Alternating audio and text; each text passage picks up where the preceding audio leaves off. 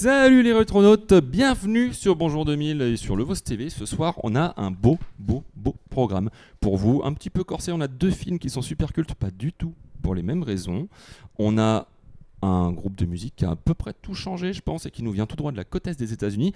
Une carte blanche surprise sous le signe... sous le signe du choc mental, je pense qu'on pourrait dire ça. J'espère, en tout cas. Et puis, bon, gros morceau, gros focus, PlayStation 2 ce soir. Et pour m'accompagner, Guillaume, l'indéboulonnable, comment vas-tu ?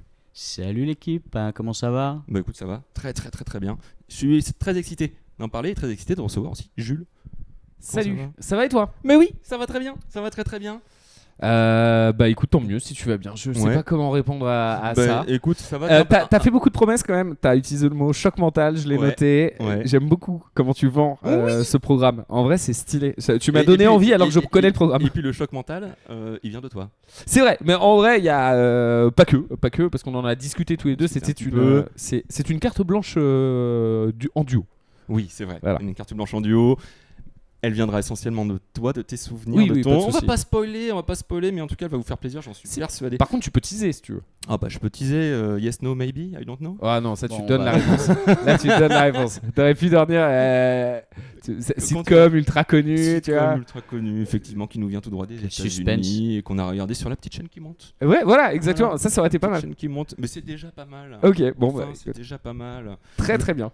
Salut l'équipe, salut tout le monde, je vous vois dans le chat. C'est super cool que vous soyez là, ça fait plaisir de vous voir. Après cette grosse semaine PlayStation 2 qu'on a passé ensemble, je vois que certains étaient là pour les tests de plusieurs jeux. On va en reparler d'ici la fin de l'émission, d'ici 45 minutes. Dis-moi Jules, est-ce que tu voudrais te présenter ? Bien sûr, bien évidemment. Tu m'as dit juste avant. Oui. Présente-toi s'il te plaît. Présente-toi. On va se présenter.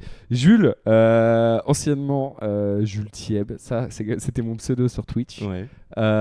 Mais aujourd'hui Jules Thiebaud, car mon métier m'oblige à assumer mon nom de famille jusqu'au bout. C'est vrai ?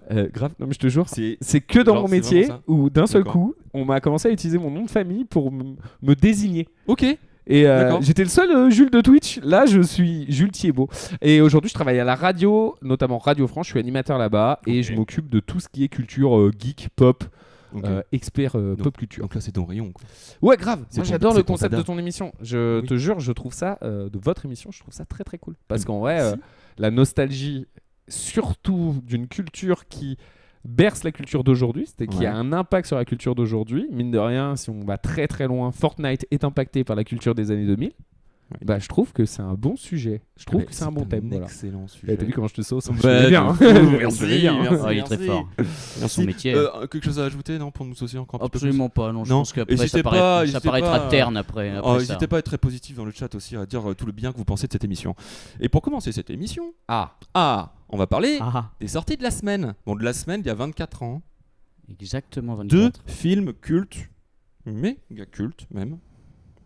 Snatch. Incroyable, Snatch. Je vous les mets en plein pot, Snatch et Charlie's Angel. Charlie et c'est un drôle de dame.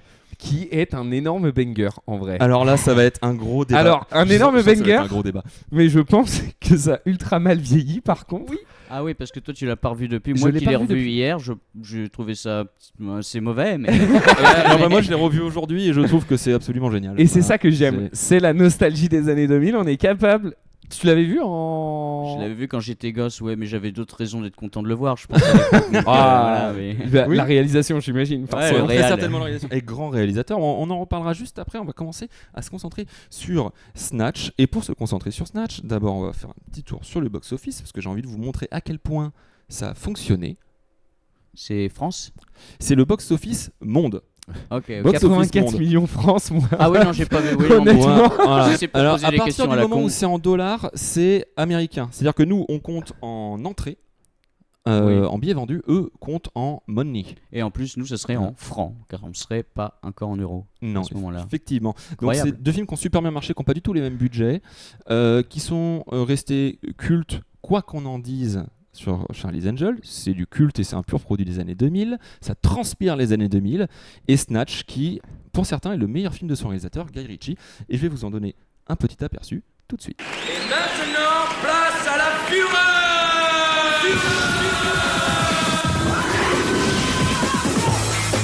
Franck qui 4 doigts a un diamant gros comme le poing. 86 carats. Il sait des choses que j'ignore. Waouh, pas un défaut. Où ? Londres. Tu sais bien, fish, chips, tache de thé, Mary Poppins, Londres. Pourquoi tu me parles de diamant? Je suis dans la boxe. J'organise un combat à poing nu, alors je veux une manouche. Ça, t'es du plaisir. Quoi? Tu peux m'en dire ça? Ça, t'es du plaisir. Tu quoi? Pourquoi est-ce que tu portes une arme? Pour me protéger. Te protéger de quoi? Des Allemands? Ouvre la mallette et file-moi les cailloux. Il était seul à avoir la combinaison et tu l'as tué. Comme dirait la Sainte Vierge de sa voix douce. Répète voir. Où est le caillou? Ah oui. Tu la fermes et tu t'assois, grosse purne. Alors je t'appelle comment? Appelle-moi Suzanne si ça te fait plaisir. Je me fous que ce soit un Mohamed Ali croisé avec un Bruce Lee. Tu te couches au 4e. Merde. Pour un cochon affamé, des morceaux de cadavre, c'est du coq au vin pour un poivron. Il avait vraiment pas. C'est crise et avec des coussins qu'on enlevait où c'est un pied de poule pareil. T'as compris ce qu'il a dit, toi? Moi, j'ai compris que dalle. Bienvenue dans le monde de Guy Ritchie. C'est très direct. Très direct pour le coup. Un montage dynamité, des acteurs formidables. C'est ce que j'allais dire. Le casting formidable. est quand même incroyable. Tu t'en souvenais plus de ce casting? Je me souvenais plus de tout ce casting, mais honnêtement pour le coup, c'est pour moi la force de ce film finalement, c'est son casting. Et parce qu'il y a le report. Vraiment pas que. Pas que, c'est Ouais. son humour, c'est son humour noir. Forcément. Mais le casting est fort. Ah, le il, casting porte une promesse qui, dans la bande-annonce, je vois dans le chat, MDR, c'est bande-annonce qui raconte tout le film. Ouais. Et ben même pas, parce qu'il y a énormément de twists en fait dans le film. C'est vrai. Et tu parles du casting, j'avais promis aux rétronautes le retour de Brad Pitt. Parce qu'on avait parlé de 3 vaguement, et j'avais dit que j'aimais énormément Brad Pitt, et notamment dans le film 3.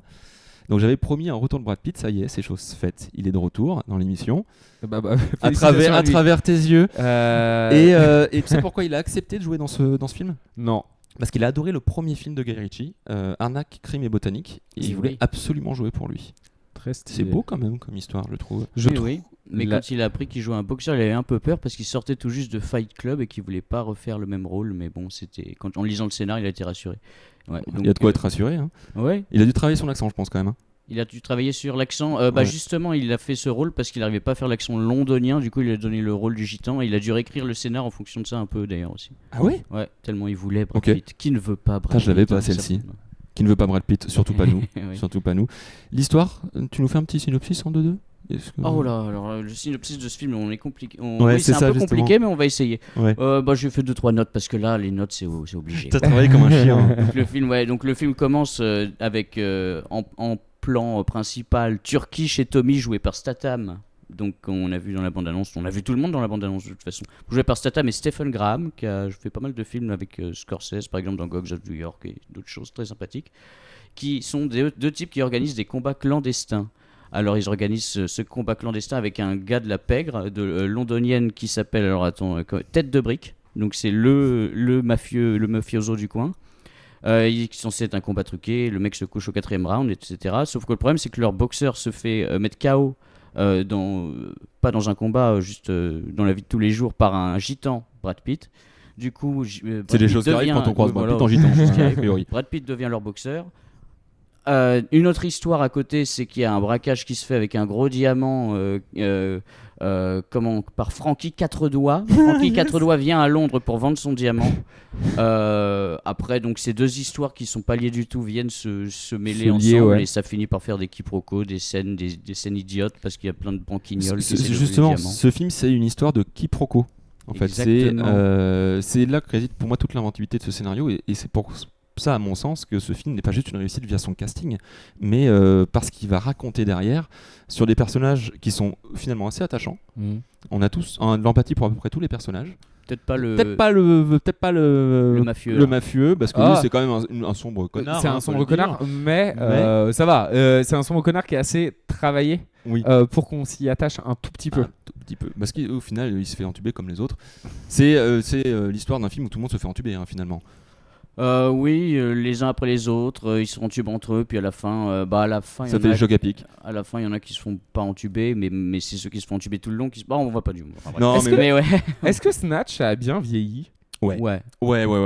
Mais d'ailleurs, on va en parler. Il a sorti un film récemment qui s'appelle The Gentleman. Enfin récemment, ça fait quelques années. L'année dernière, il y a 2 ans. Ou il y a 4 ans, moi. Peut-être plus. Non, il y a la série The Gentleman. Ouais. Mais le film The Gentleman avec notre cher ami Matthew McConaughey. Ça, c'est les 3 films que j'ai notés de Guy Ritchie. Et donc The Gentleman reprend un petit peu la formule de Snatch, qui reprenait elle-même un petit peu la formule d'Arnaque, crime et botanique. Et donc, pour moi, Snatch est meilleur que The Gentleman parce qu'il apporte une certaine fraîcheur, en fait, qu'on n'a pas dans les films, disons, gros blockbusters, comme on a l'habitude de les voir au cinéma. Et Gentleman essaie de copier un petit peu cette formule-là. Il le fait très bien, c'est un super film. Hein. Et apparemment, la série est très cool aussi. Mais je ne l'ai pas encore regardé, la série, tu vois, Mouissou. Je sais pas ce qu'elle vaut. Est-ce que finalement, c'est la même formule ? J'en ai aucune idée. Mais j'aimerais beaucoup la voir, effectivement. Beaucoup. On a beaucoup de choses à voir en ce moment. Il y a beaucoup de choses qui sortent, hein, notamment Arcane. Je dis ça, j'ai rien. T'es à jour ? Je suis pas encore à jour, on n'en parle pas. De toute façon, c'est en 2024 et là, on est en 2000. Et là, on est en 2000, effectivement. Exactement. Donc voilà, moi je vous invite vraiment à regarder Snatch si vous ne l'avez pas vu. Je trouve que c'est vraiment une petite pépite qui a très très bien vieilli. La VO est folle. La bande-annonce, est-ce qu'on peut juste revenir dessus rapidement ? La bande-annonce, est-ce qu'elle t'a pas fait penser à ce qui passait dans les DVD juste avant ? Voler une voiture, c'est mal. Voler un sac, jamais. Le piratage, c'est du vol. Le vol est puni par la loi. Vraiment, oui, de fou. Mais c'est ça en fait, c'est toute l'essence des années 2000. Et puis là, c'est tellement dynamité en fait comme montage. Peut-être que pour les DVD, ils sont inspirés de ce genre de choses-là, tu vois, finalement. En vrai, il y avait beaucoup de codes similaires. Ouais. Et le montage est presque pareil. La musique aussi, on l'a pas super bien entendu nous ici, mais en tendant l'oreille, on reconnaît un petit côté, enfin un petit côté, ces préventions n'ont jamais marché. On nous dit, elles ont jamais marché, mais elles ont marqué les années 2000. Et elles avaient le mérite d'exister. Et on s'en souvient. Et on s'en souvient très bien. Et bah d'ailleurs, on n'a pas piraté nous. Hein. On pourrait pirater, télécharger illégalement ce spot-là de pub, là, comment on appelle ça ? Il doit être sur YouTube. Hein, il est sur YouTube. Il doit être sur YouTube. On en parlera clairement. On va en parler un moment dans l'émission, sûrement pendant la deuxième partie de l'année quand on sera passé en 2001. Grande chance qu'on en parle parce qu'à partir de janvier, on passe en 2001 évidemment. Félicitations. Bonne année. Merci. Finissons cette année 2000. Merci, mais finissons cette année 2000. Et donc voilà, donc c'est 3 films de Guy Ritchie et Snatch, donc qui est sorti à peu près en même temps que le deuxième film dont on va parler. Oui, la même semaine. Charlie Angel. Et pour Charlie's Angel, c'est pareil, une petite bande-annonce des familles. Hop là. On se tire. Elles vont là où personne n'ose aller. Elles font ce que personne ne peut faire. Alors quand on n'a qu'une seule chance pour réussir, c'est à elles qu'on fait appel. Vous êtes qui, vous ?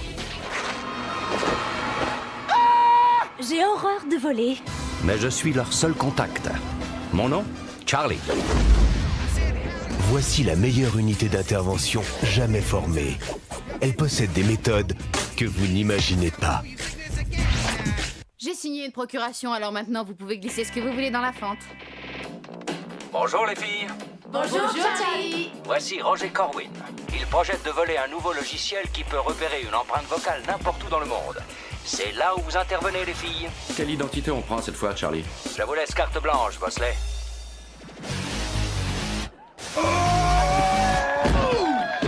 Oh non. Columbia présente 1000 $ qu'elle l'attrape. un nouveau genre de canon. Tu peux patienter une seconde ? Ça a été la folie cette semaine au travail. Cameron Diaz. En fait, je suis vraiment vierge. Enfin, je veux dire, c'est la première fois. Ici. Drew Barrymore.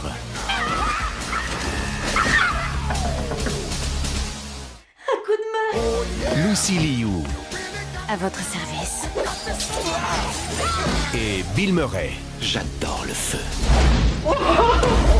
Le 22 novembre, ça va chauffer. Charlie et ses drôles de dames. On appelle ça botter le... Un très très grand film, à mon sens. Très grand film. Peut-être même le meilleur. Peut-être même le meilleur film que j'ai vu cette année. Oui, très certainement. J'ai vu Gladiator 2 récemment, donc disons que la comparaison est. Voilà. En vrai, si tu veux passer un bon moment, Charlie Angel, c'est pas mal aussi. En vrai, c'est trop bien. C'est un concentré. Tout le film crie on est en 2000. En fait. Tout le film te le rappelle par la mode, par le montage, par les musiques. La BO est trop bien. La BO est trop bien, par les vannes aussi. C'est un film où il y a énormément de vannes.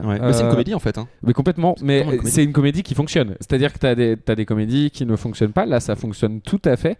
T'as encore une fois, désolé, mais là le casting est vraiment cool. Oui, mais oui. Et l'histoire, mine de rien, on s'y prend au jeu. Mais comme un épisode de Totally Spies en fait. C'est ça. Finalement. Et Bill Murray dans le rôle de Busley. C'est la première fois que je vois Bill Murray, je crois, en tant qu'acteur, moi, dans un film. Je crois que c'est la première fois que je le voyais. Après, j'ai découvert quel grand monsieur c'était. Mais je crois que la première fois que je l'ai vu dans un film, quand j'étais petit peu, parce que là, on parle de 2000, donc j'ai 5 ans, 6 ans, tu vois. Même j'ai 4 ans. De toute façon, c'était soit ça, soit Ghostbusters. C'est soit c'est ça. Mais alors, pour le coup, j'ai vu Charlie Angel. Un jour sans fin. Un jour sans fin. Et après, je l'ai vu dans Un jour sans fin. Trop bien, Un jour sans fin. L'un de mes films préférés. Qui est un film qui se regarde tout à fait, qui a un peu vieilli mine de rien, mais Le jour de la marmotte, ça s'entend. Bonjour les chocs campeurs et Waker. Et juste avant, là aussi, il y a un running gag dans ce film qui m'a marqué, mais vraiment, c'est l'actrice. Alors, il y a le nom des personnages, je me souviens plus exactement. T'as Sam, Alex et il n'y a pas Clover. Mais alors, on est d'accord. Dylan. Elle s'appelle Dylan, la rousse. Qui est jouée par Drew Barrymore. Ouais. Elle s'appelle pas Dylan dans le film. Peut-être. Vous l'avez revu il y a pas longtemps? Je l'ai vu hier, je m'en souviens pas. Ah ouais. D'accord. Tellement il m'a pas marqué. Toi, t'as pas aimé, toi? Non, moi je le trouvais. Il y a deux nunuches qui se promènent à moitié à poil. L'asiatique qui est un peu idiote. Et puis voilà, le but de chaque scène, c'est de plus montrer le décolleté possible pour que ce soit pas interdit aux moins de 12 ans, quoi. J'ai l'impression. Enfin voilà. Mais du coup, j'ai pas accroché tant que ça, voilà. Donc. Mais je pense que t'as pas goûté à la patte de l'artiste. En fait, je l'aimais bien quand j'avais 10-12 ans pour les raisons que je viens de citer, mais maintenant que j'ai plus 10-12 ans, voilà, je veux dire. Non, mais c'est pas grave. Je te trouve vache avec ce film, moi je le trouve super. Tu le trouves super, bon bah écoute, tant mieux. Hein. Et Dylan, du coup, elle sortait avec un garçon dans ce film qui s'appelle Chad. Oui. Et Chad, c'est un loser. Parce qu'il y a ce running gag, cette meuf-là, parce qu'il y a une suite à ce film, hein. Cette meuf-là, Dylan, du coup, a ce truc de elle crush tout le temps sur des méchants. Et quand elle crush sur un autre perso, c'est un loser. Et là, Chad, c'est vraiment un loser. Et il y a le Chad, il est coincé. C'est une référence du film qui me marque énormément. Le Chad, il est super. Le Chad, il est super. Le plus grand rôle de Tom Green. Ah bah, t'es un bâtard. Mais en vrai, sûrement. Qui a fait aussi un film qui s'appelle Va te faire foutre Freddy, que je vous conseille chaudement. Qui est je sais pas si on peut dire le nom de ce film, mais c'est le nom du film, c'est pas. Voilà. C'est quoi? C'est ça. C'est un film très idiot, dans la même veine que ce personnage, quoi, pratiquement. Voilà, donc si vous voulez plus de Chad, regardez ce film. Non, c'est bon. Ah, mais j'ai envie d'avoir plus de Chad en fait. Je veux plus de Chad. Eh ben, regarde ça. Ah non, moi je veux juste savoir. Désolé. Tu l'as regardé hier? Oui. Et t'as détesté? Je me suis fait chier, ouais. J'ai failli couper un moment, je me suis dit bon, je vais le finir pour l'émission. Je sais pas, je trouvais ça vraiment à chaque scène, c'était genre l'occasion juste. Enfin, je trouvais que c'était juste le film. J'avais l'impression que c'était juste une excuse pour montrer les nibards. Elles sont très sexualisées. Ouais, mais c'est les codes des années 2012. C'est les codes de l'époque en fait. Donc bah après c'est pas un grand film non plus, quoi. Enfin, ah non mais d'accord. Je te parle pas d'une nomination aux Oscars ou un truc dans le genre. Je te parle juste que. Non mais au César peut-être. Non, je te parle juste que en vrai. Et à part les filles. Oublie le moment où elles sont toutes en culotte, où elles ont toutes le truc ouvert. Le générique de fin, du coup. Oublie les scènes et enfin juste, tu vois, le méchant, la BO, la bande originale, elle est incroyable. Le méchant qui arrive sur la musique. Prodigy, peut-être, c'était ça à ce moment-là, non? Ouais, il y a des références à Matrix aussi de dingo. Bah, évidemment, quand ils mettent Prodigy dans la première scène de combat, ça fait juste penser à Matrix. Il y a des ralentis, il y a des sauts, des galipettes incroyables. Sauf qu'on n'est pas dans la matrice. Ah bah si, là on est en plein dedans pour le coup. Oui, là on est en plein dedans. On est dans la matriarche. Enfin, je sais pas comment dire. Non, pardon. Pardon? De quoi? On est dans la matriarche. On va passer au sujet suivant. Non, mais moi j'aime beaucoup ce film. En vrai, j'ai pris vachement de plaisir à le revoir parce que du coup je l'ai revu pour les besoins de cette émission. Ouais. Et en fait, plaisir coupable. Ouais, je suis d'accord. plaisir mais coupable. ça, c'est typiquement un produit des années 2000 qu'on est content. Là, t'es plaisir coupable parce que nostalgique à fond. Tu l'avais eu de ouf quand t'étais petit. Ouais. Ouais, pareil. Moi aussi. Je pense que c'est moi ça. Aussi. Mais ah ouais. Mais ouais, je l'ai vu quand j'étais. Et ça a pas refonctionné hier. Certaines petites scènes, je me suis dit, c'est marrant, je m'en souviens. Guillaume, 31 ans, bientôt 75. Mais ouais, voilà, bah écoute, j'ai le droit de pas aimer les films que j'ai aimés. T'as le droit, mais. Et tu l'as vu en VO? Je l'ai vu en VO. Ah, mais c'est peut-être pour ça.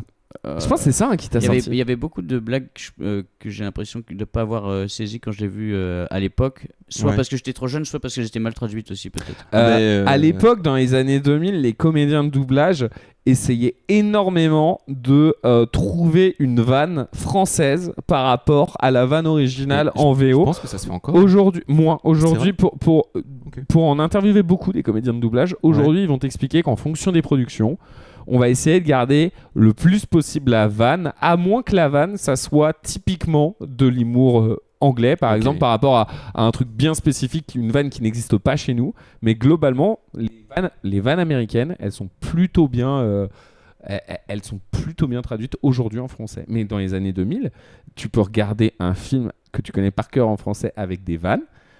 Tu le regardes en VO et tu vas te marrer pour d'autres choses. Tu vas te marrer totalement pour d'autres choses parce que ce n'est pas les mêmes vannes.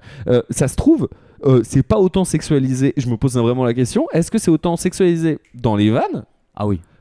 Aussi Est-ce que t'as au-delà des plans de la fente? Non, la blague de la fente, je l'ai vu en VO, je l'ai saisi. Et c'est la vanne de la fente aussi? Ouais, la fente du postier, etc. Oui, c'est pareil. C'est la même chose. Oui, j'ai souscrit un abonnement, vous pouvez le mettre dans la fente.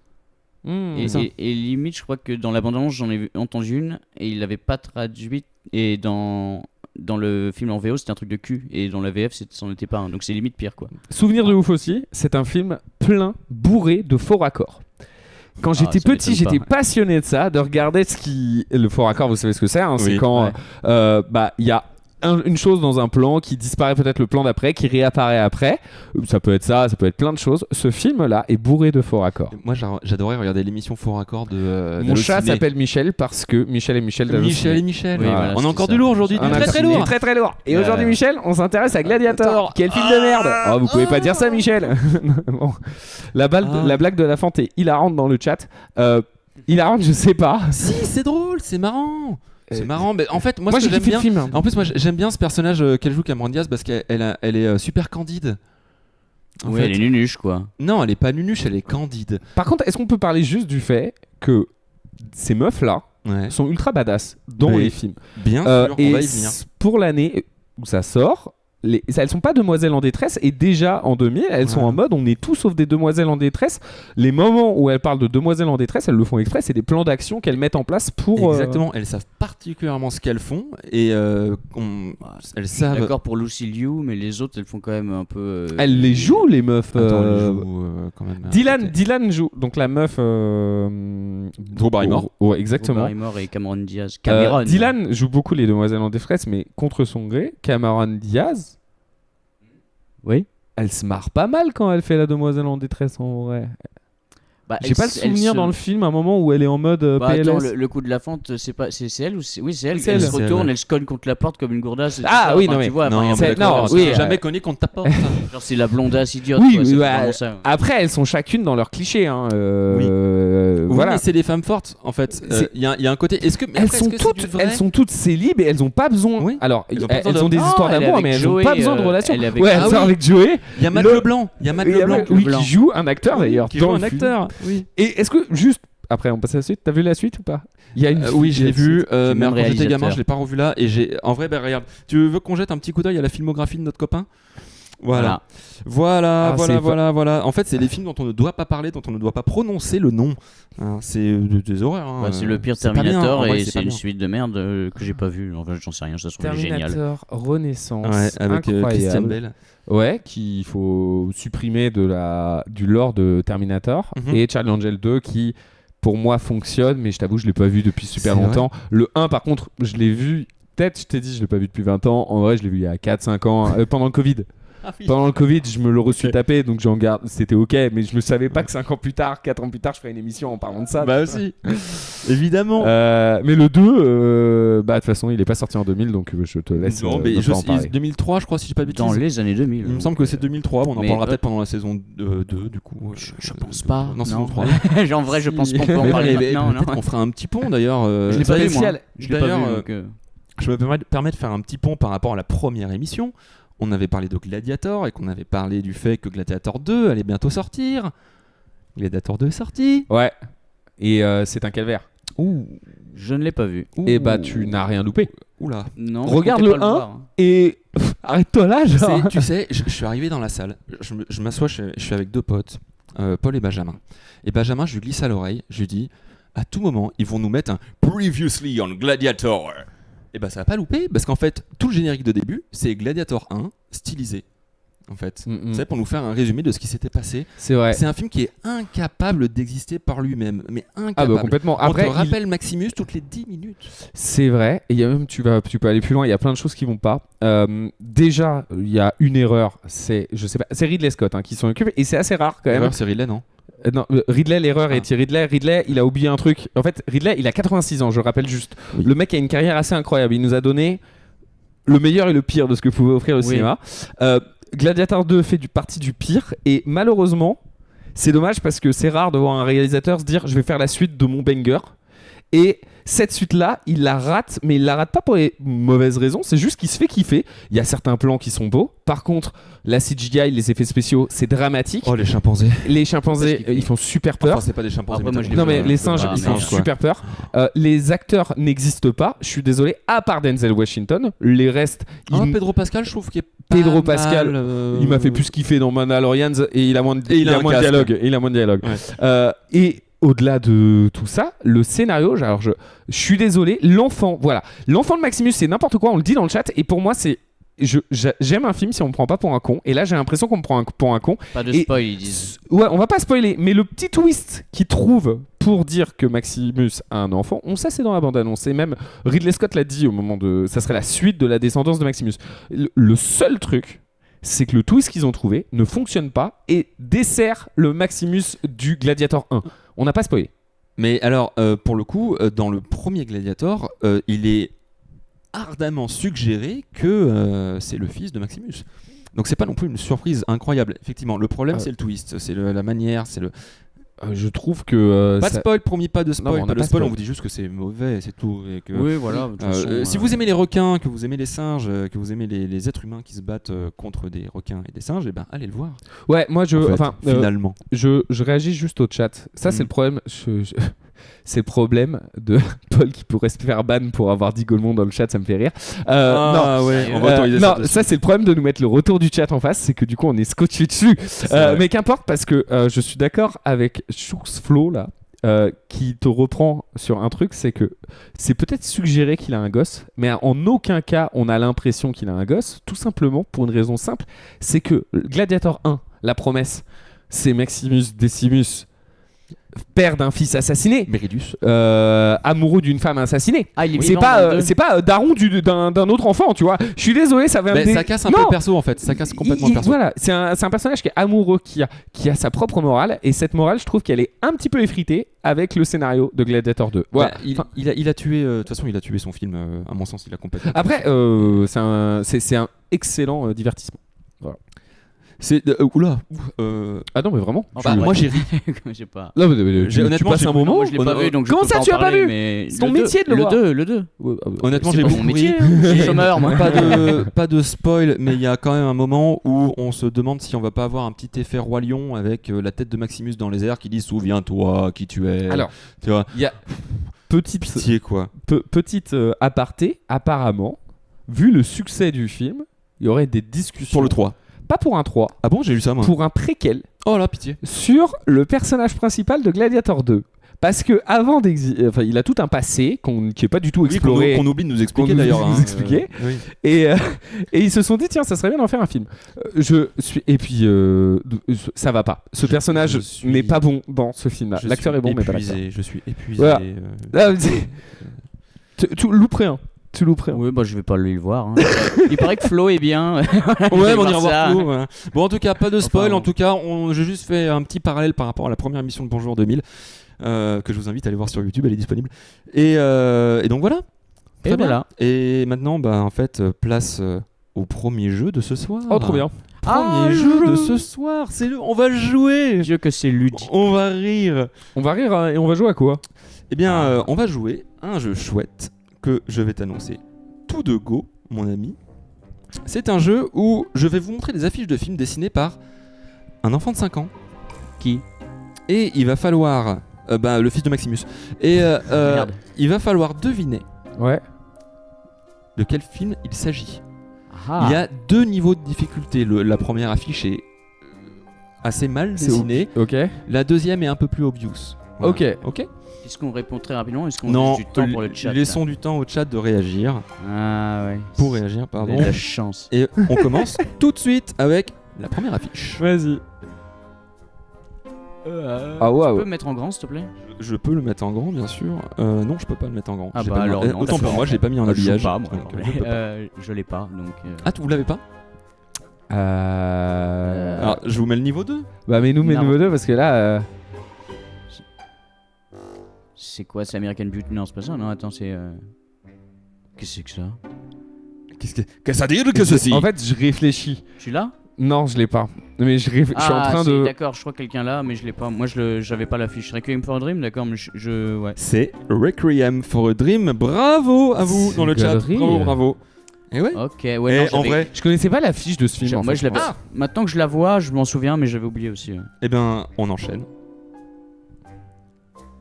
Ouais. Ah non, mais je vous ai dit, il y a 2 niveaux de difficulté. Ouais, mais le niveau 1 est extrêmement dur. C'est un sablier, Ça ressemble à un sablier avec des feux d'artifice à l'intérieur. Ce n'est point un sablier. Du coup, est-ce que c'est comment il s'appelle le film?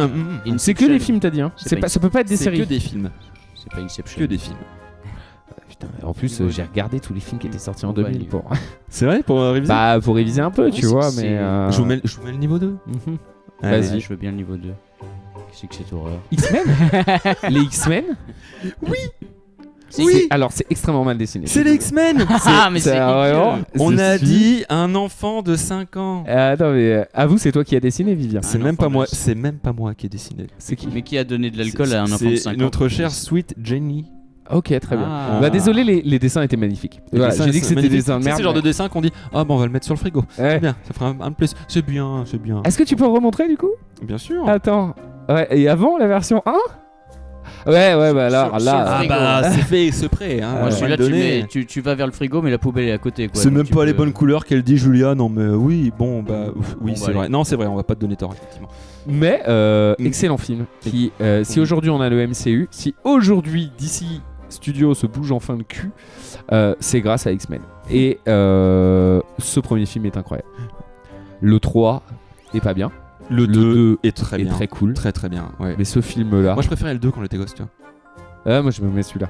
J'aimais bien, parce que t'avais Dents de Sabre et moi j'aimais bien Dents de Sabre dans les dessins animés. Par contre, dans ce film-là, il est vraiment. On l'a revu dans pas longtemps, il y a dans Deadpool 3. Ouais, j'ai pas vu Deadpool 3 encore. Quoi? Non, mais non, parce que j'en ai ras le bol en fait. Ah, on en parlera. Si un jour tu fais une spéciale Marvel, je veux bien. Ok, parce que j'en ai ras la casquette. Mais Ah non, moi je surkiffe toujours autant. C'est vrai? Ouais, j'ai même regardé Agatha Note longue ou je sais pas quoi. Bienvenue à Agatha, c'est quoi ça? C'est en gros. Bienvenue à Agatha. Est-ce que tu vois qui est Vanda dans le MCU? Je connais pas. C'est Vision, ouais. Vanda. Wanda, ouais. La sorcière rouge. La chocolaterie là, c'est non.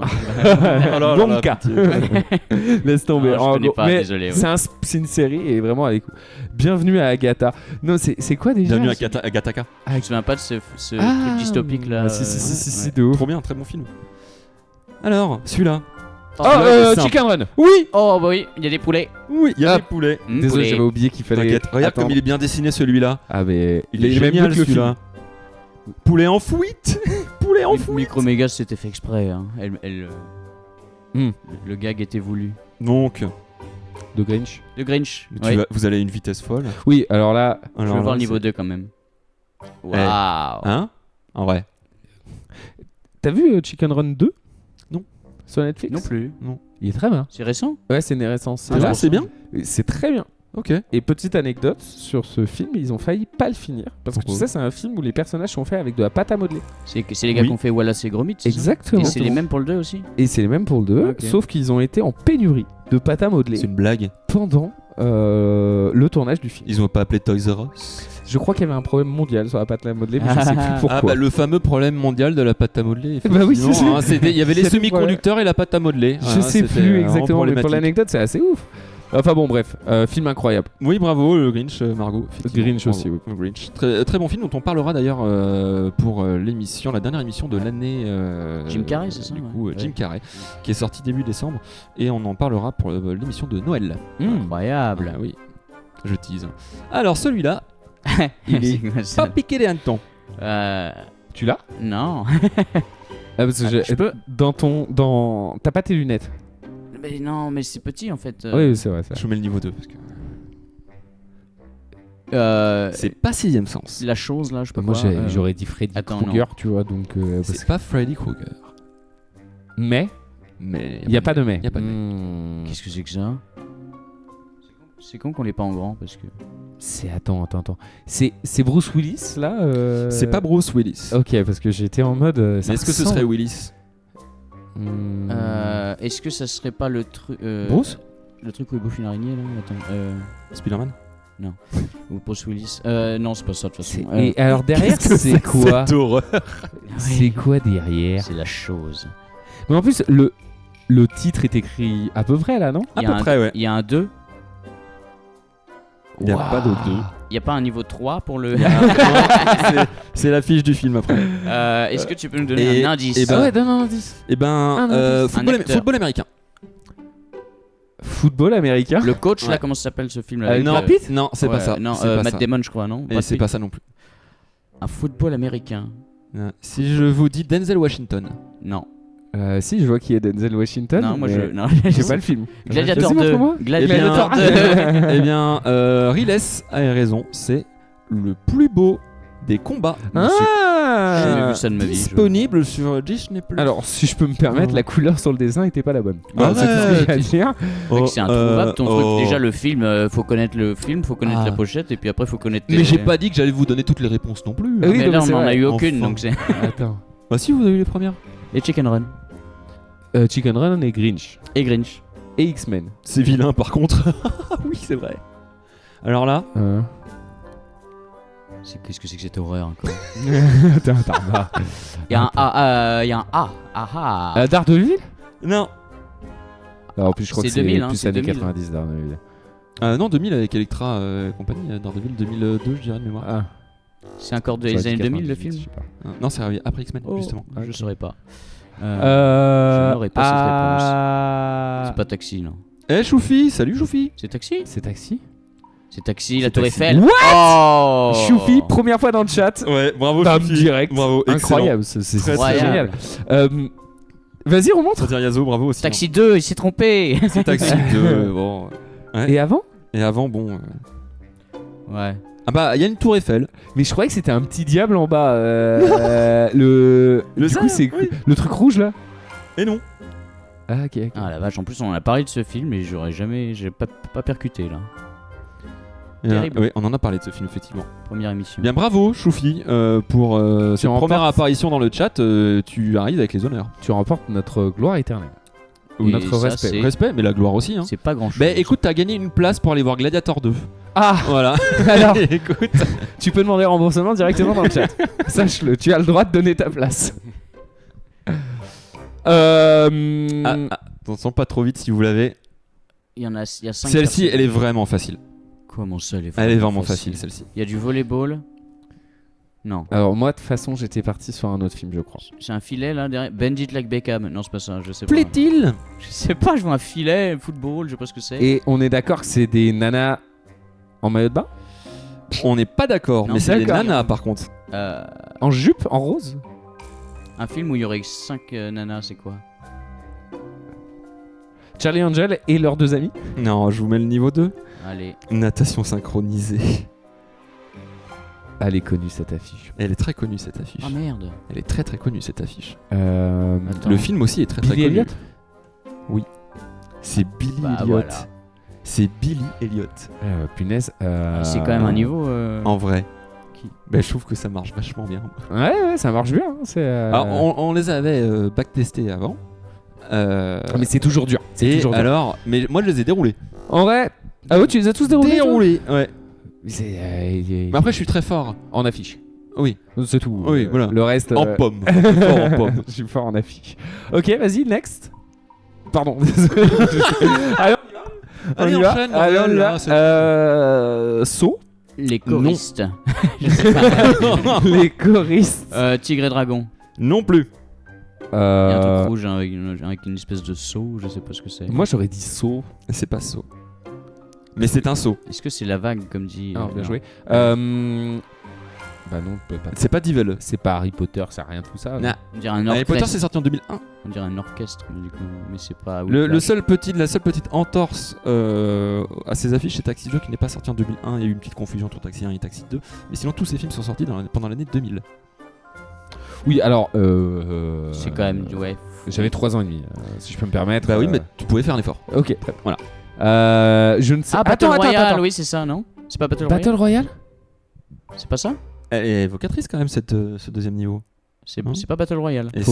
Et c'est Battle Royale. Oui, c'est ça, mais j'avais complètement bravo zappé, Microméga. Tu l'as dit. Bravo Microméga. Ouais, Tu as toi aussi gagné ta place pour aller voir Gladiator 2. Que tu peux acheter dans un cinéma près de chez toi. Tu dis que tu viens de notre part et avec le code promo. Voilà. Le VOS TV. Voilà, tu as le droit à 0% de réduction, donc profites-en bien. Profites-en bien, n'oublie pas de prendre des popcorn. Exactement.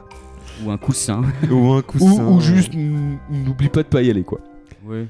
En tout cas, voilà, c'est la fin de ce jeu. J'espère. Ah, déjà. Eh oui, mais attends, déjà, il y avait presque. Il me semble qu'il y a presque 10 affiches, donc c'est pas. On en a eu 2, 3. Eh oui, ça passe vite. 4, le temps passe si vite quand on s'amuse. Hop là. C'était vraiment ludique. Et c'est ludique et c'est le but. Et bah écoute, bravo à toutes les personnes qui ont trouvé dans le chat. Vous êtes très très forts, visiblement meilleurs que les deux amis qui sont sur le canapé avec moi. Ça va, on en a trouvé 3. Et bravo aux artistes de 5 ans aussi. Oui, bravo à tous ces artistes de 5 ans que je n'ai pas payé évidemment pour faire ça, mais tu as bien raison. J'ai bien raison. Tu sais, il y a beaucoup d'entreprises qui payent pas les enfants. C'est vrai. Et ça dérange ni les adultes d'ailleurs. Oui, c'est vrai. Et parfois même les moins les artistes. Voilà. Mais c'est un autre sujet, ne nous égarons pas. Trop bien. Eh bien, écoutez, on va passer à un autre thème. Un thème musique. Ah, trop bien. Musique. Et on va parler, je l'ai teasé sur Instagram. Pour les personnes qui suivent la page Instagram, je vous invite, enfin qui ne suivent pas la page Instagram, je vous invite à aller la suivre. Et on va parler du Wu-Tang Clan. Classique. Un gros classique, petit medley, c'est parti, on se fait plaisir. Wu-Tang Clan ain't nothing to fuck with. Wu-Tang Clan ain't nothing to fuck with. Stop all this crime. Un des plus grands groupes, si ce n'est le plus grand groupe, enfin c'est pas un groupe, c'est un collectif. C'est un collectif, oui. Ouais. Il y en a quelques-uns d'autres. Il y a Tribe Called Quest à l'est, il y a de la Soul, il y a 2-3 groupes comme ça qui sont quand même très connus de la même période d'ailleurs, mais oui. Du coup, on n'a pas parlé d'Isaac Hayes à la fin du medley. Isaac Hayes, oui, à la fin du medley. Isaac Hayes à la fin du medley qu'on voit. On l'a mis parce que thème des années 2000. Qu'est-ce qu'il fait Isaac Hayes? Il fait la voix de chef dans South Park, donc c'est formidable. Et puis voilà, il a participé à l'album qui est sorti en 2000, l'album The W qui est sorti en 2000. C'est pour ça qu'on en parle aujourd'hui de Wu-Tang, c'est parce que exactement. Il y a 24 ans. On parle effectivement du Wu-Tang parce qu'il y a 24 ans sortait le 3e album du Wu-Tang Clan, un album qui signe un peu un retour en force du Wu-Tang qui s'était un petit peu effacé pour faire la part belle au projet solo. Voilà, de chaque membre du groupe. Ouais, bah c'était quoi, 97 du collectif, pardon, mais du collectif. Bah, c'est comme ça qu'ils se définissent, attention, ils se définissent comme étant un collectif. Non, mais c'est typiquement pour leur pause qu'ils se définissent comme un collectif. Très certainement. Moi, je trouve que ça marche sur moi. Ah oui. Ça marche de fou. Aussi, c'est parce qu'ils sont neufs et que pour une des premières choses qui a été faite. Définie dans leur groupe, c'est qu'ils sont allés voir, ils ont signé un contrat non exclusif pour justement que chaque membre puisse faire des projets solo dans d'autres boîtes, et ce qui était une nouveauté assez révolutionnaire dans le monde de la musique. C'est-à-dire que souvent quand un artiste signe, s'il signe, c'est quoi, les Destiny Child, ils ont tous les membres. Il y a qui là-dedans déjà? Il y a Beyoncé, je sais plus. Tout ce que Beyoncé ferait, ce serait aussi à la boîte de prod, et c'est pas le cas du tout dans Wu-Tang. Du coup, chaque projet solo, il y en a eu beaucoup. On pourra peut-être en parler rapidement, histoire de faire une liste rapidement. On pourra en parler rapidement. Tu sais, quand on en parle, faut embrayer direct. Faut embrayer direct. Tu veux que je te parle dire rapidement les projets solo. Il y a Allez. Old Dirty Bastard. Qui a Old fait des Dirty choses. Bastard. Old Dirty Bastard, Putain, qu'est-ce t'as qu'il un a bon fait accent. comme formidable. Putain, c'est ouf. Ouais. Ouais, ODB, Dis donc. le seul membre qui est mort d'ailleurs en 2004. Ouais, à 2 jours de ses. À 2 jours de ses 36 ans, 36 ans.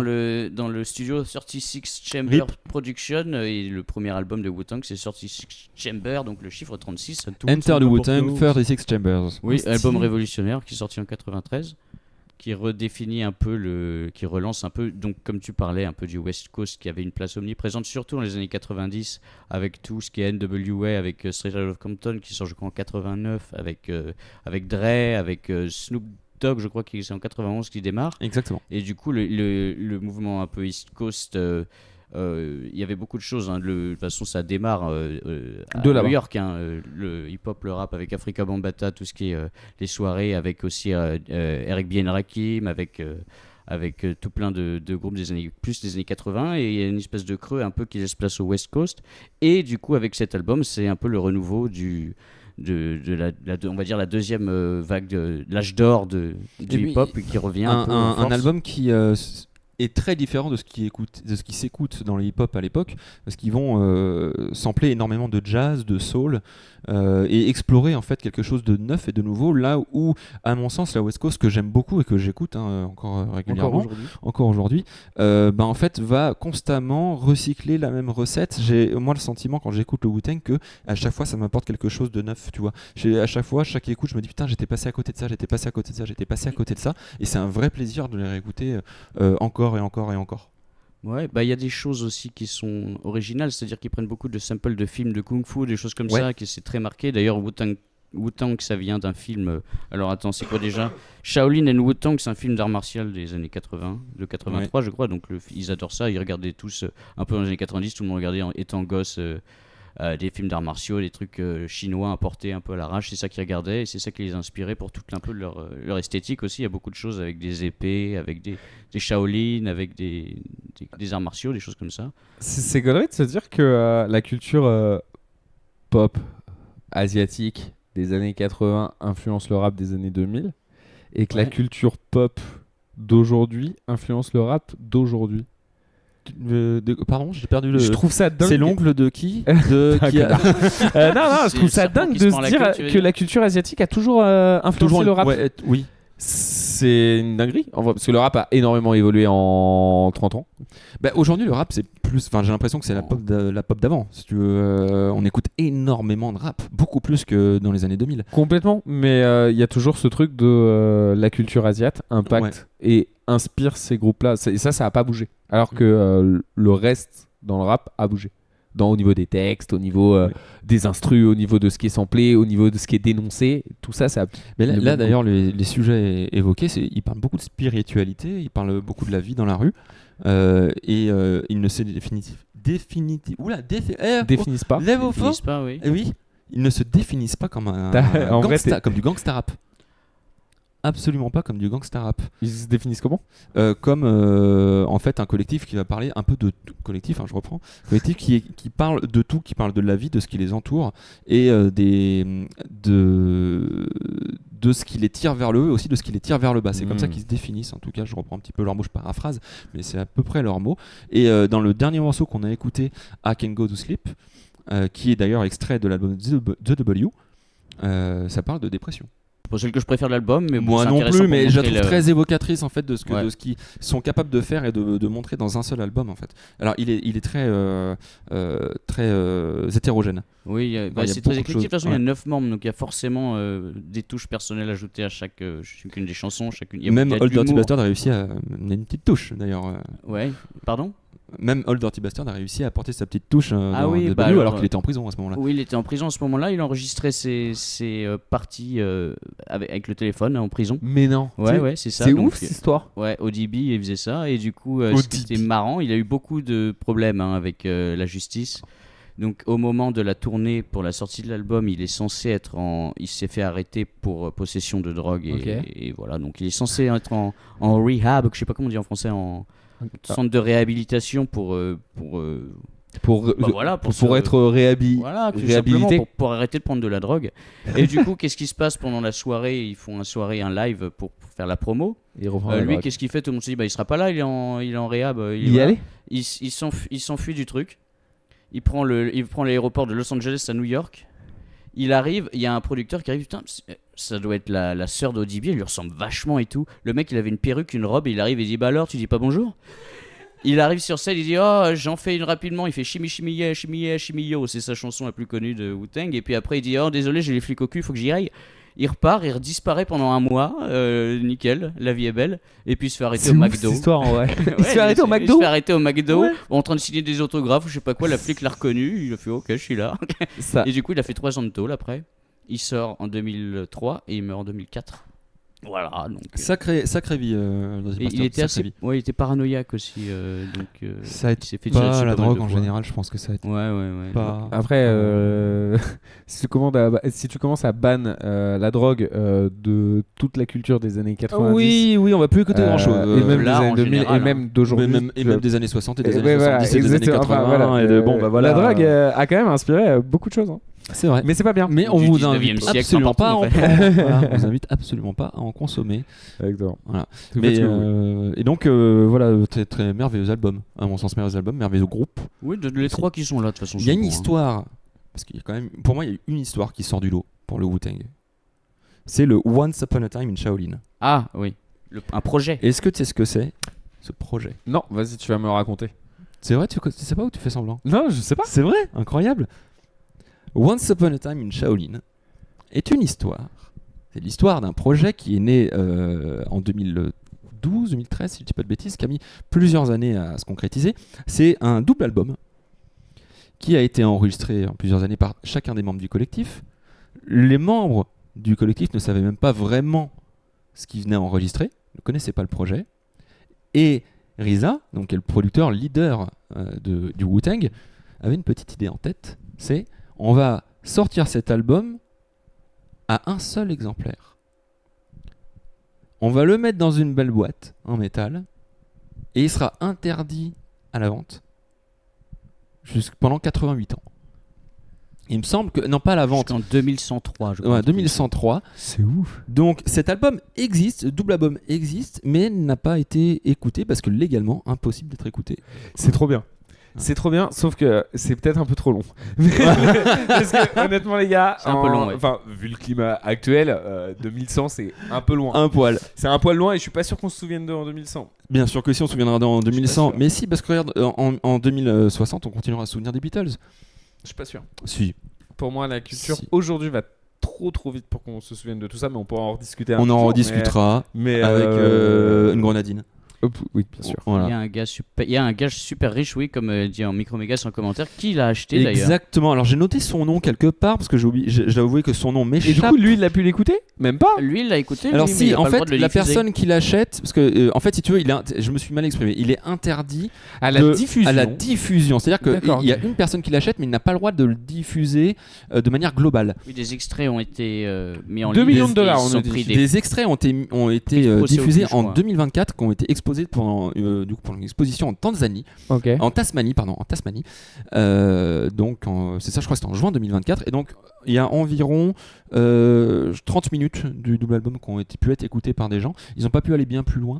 Mais on va aller d'abord, on va commencer par le début. La première personne qui achète cet album, il s'appelle Pharma Bro, c'est son surnom. Martin Shkreli, entrepreneur en pharmaceutique, une des personnes les plus détestées, ce n'est la personne la plus détestée des États-Unis. Il a acheté cet album pour pas moins de 2 millions de dollars. Ouais. Et il a eu l'outrecuidance de dire, je cite, j'envisage de l'écouter seul ou peut-être jamais. Oui. Et tu sais ce qu'il a fait d'autre aussi? Je sais pas si tu l'as celui-là. Avant qu'il ait ses le médoc. Avant qu'il ait ses procès au cul. Non, pas le médoc. Parce qu'il a augmenté le prix d'un médicament de plus, je sais pas combien de pourcents. Non, mais il a eu des procès au cul, il a dû le revendre justement parce qu'il avait pas de thunes. Mais avant ça, il a dit 2016, si Trump est élu, peut-être je passerai un extrait en ligne. Le concept ne fait pas des émules dans le groupe. Effectivement, c'est vrai. Entière, hein. Tu fais bien de le souligner, Guillaume. Oui, parce que bon, à la base, alors comment il s'appelle ce producteur avec un nom idiot? Silva Rings. C'est Silvarings, CILVARINGZ. Le producteur du Wu-Tang et RZA, un des membres et producteur du groupe aussi, qui avait cette idée, mais ça faisait pas l'humanité, comme tu disais justement, plutôt certains membres du groupe avaient enregistré des choses mais ne savaient pas pourquoi c'était, et du coup Method Man a par exemple dit fuck that album. Voilà, il l'a dit. Il l'a dit. Et quand la musique ne peut pas être de la musique, vous la transformez en quelque chose d'autre. Fuck that. Après, il a pas tort. Hein. Il a pas tort. C'est plus de la musique là, à ce niveau-là. C'est un objet artistique autre qui se place un petit peu, en tout cas comme il le vend, qui se place contre, à cette époque-là, l'avènement du streaming. En fait, et la surconsommation rapide de musique sans vraiment essayer de comprendre ce qu'on est en train d'écouter. En tout cas, c'est leur point de vue à eux. Je dis pas que c'est le mien, mais c'est leur point de vue. Non, c'est défendable. C'est un bel objet de collection, ça, rien à dire. Mais est-ce qu'il est en train de devenir du coup un objet commercial pour une entreprise qui fait des NFT et je suis pas sûr que c'est. Je pense que l'objectif était pas là à la base et qu'en fait c'est un peu comme Frankenstein. Tu sais, le docteur Frankenstein, sa créature lui a échappé. Je pense qu'il y a un petit peu de ça. C'est con. C'est un peu con. Voilà, mais du coup, moi j'ai très envie de pouvoir l'écouter, en fait, de pouvoir mettre la main dessus, mais j'ai pas $2 millions malheureusement sous la main. Moi non plus. N'hésitez pas à sub pour nous aider. N'hésitez pas à sub si on arrive à atteindre cette somme phénoménale que je sais que vous en êtes capable. Je vous ferai écouter l'album. Mais bon, 5 minutes parce qu'il faut pas déconner. Voilà. Oh, 88 secondes. Donc 88 secondes, c'est très bien. C'est symbolique. Voilà, exactement. C'est symbolique. Autre information concernant le Wu-Tang Clan. Une série a été créée par Hulu. Donc dispo sur Disney Plus en France. Exactement, dispo sur Disney Plus en France. Il y a 3 saisons actuellement. J'en parle à titre anecdotique, je n'ai pas eu le temps de la voir. Donc je sais pas ce que ça vaut. On m'en a dit énormément de bien. En tout cas, vraiment énormément de bien. Moi j'ai vu autre chose, j'ai vu une série documentaire qu'ils ont fait eux-mêmes, qui s'appelle Of Mikes and Men. Oui, mais que très bien. J'ai pas réussi à trouver de manière légale. Ah bon, moi si. Donc voilà. Et du coup, j'ai vu les 2 premiers épisodes hier et c'était très bien. C'est très intéressant. Mikes and Men, que je conseille chaudement. Ok. En référence à Steinbeck. J'avoue avoir oublié de mettre l'affiche. Je suis navré, je la mettrai au montage.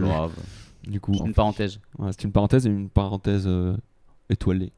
Oh, c'est beau, c'est bien dit. Écoutez à fond si vous connaissez pas, si jamais vous êtes passé à côté, vous n'allez pas le regretter, je vous le garantis. Ne serait-ce que donner leur chance aux 5 meilleurs titres qui sont écoutés sur Spotify. En général, c'est un bon échantillon de ce que peut faire un groupe. Oui, ou commencer par le premier album, c'est très bien. C'est la référence, que ce soit dans les hip-hop en général. D'ailleurs, ça a inspiré beaucoup de gens. Comme ça a fait créer le chemin un peu pour tout ce qui est Nas et Biggie Small après dans le East Coast. Vachement bien, Nas. Ah bah, Illmatic qui arrive 2 ans plus tard, si je ne m'abuse, ou 1 an et demi, un truc du genre. Et puis Biggie Small, Ready to Die, Life After Death, de toute façon après il est mort, donc il a rien fait d'autre. C'était pas trop ta cam du coup. Wu-Tang, j'ai découvert bien plus tard, dans les années 2010. Ok. Un truc de genre. Juste avant. Et en fait, exactement, mais j'ai découvert Wu-Tang parce que impact sur le Peura des années 2000 dans leur globalité, de 2000 à 2010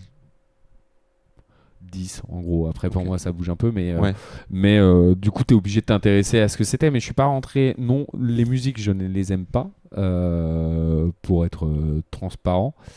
Et dans ces mêmes années, ce que je kiffe c'est plus les Français. Donc ça va être Sniper, ça va être des Cocorico.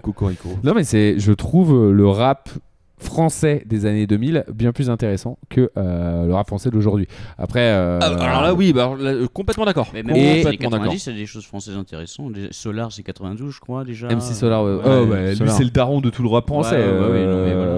Il est trop fort. Lui et Vincent Lagaffe, faut pas oublier ce qu'a fait Vincent Lagaffe. Qui sème le vent récolte le tempo, c'est un album que je trouve incroyable encore aujourd'hui. Pour ceux qui aiment les trucs un peu jazzy genre Tribe Called Quest et choses comme ça, c'est vraiment génial. Pardon ? 5e As. 5e As c'est plus tard, ouais. C'est un peu plus tard, mais. Et Pros Combat, 2e album, je crois qu'il est très très bien aussi. Voilà, non, le français, de toute façon, c'est aussi, je crois que c'est le 2e marché du rap. C'est énorme la France pour le rap. Complètement. Peut-être qu'on. Et petit aparté, le rap français d'aujourd'hui met une dose au rap US aujourd'hui. Ah voilà. J'avais pas vu venir celle-là. Non, mais c'est vrai, gros.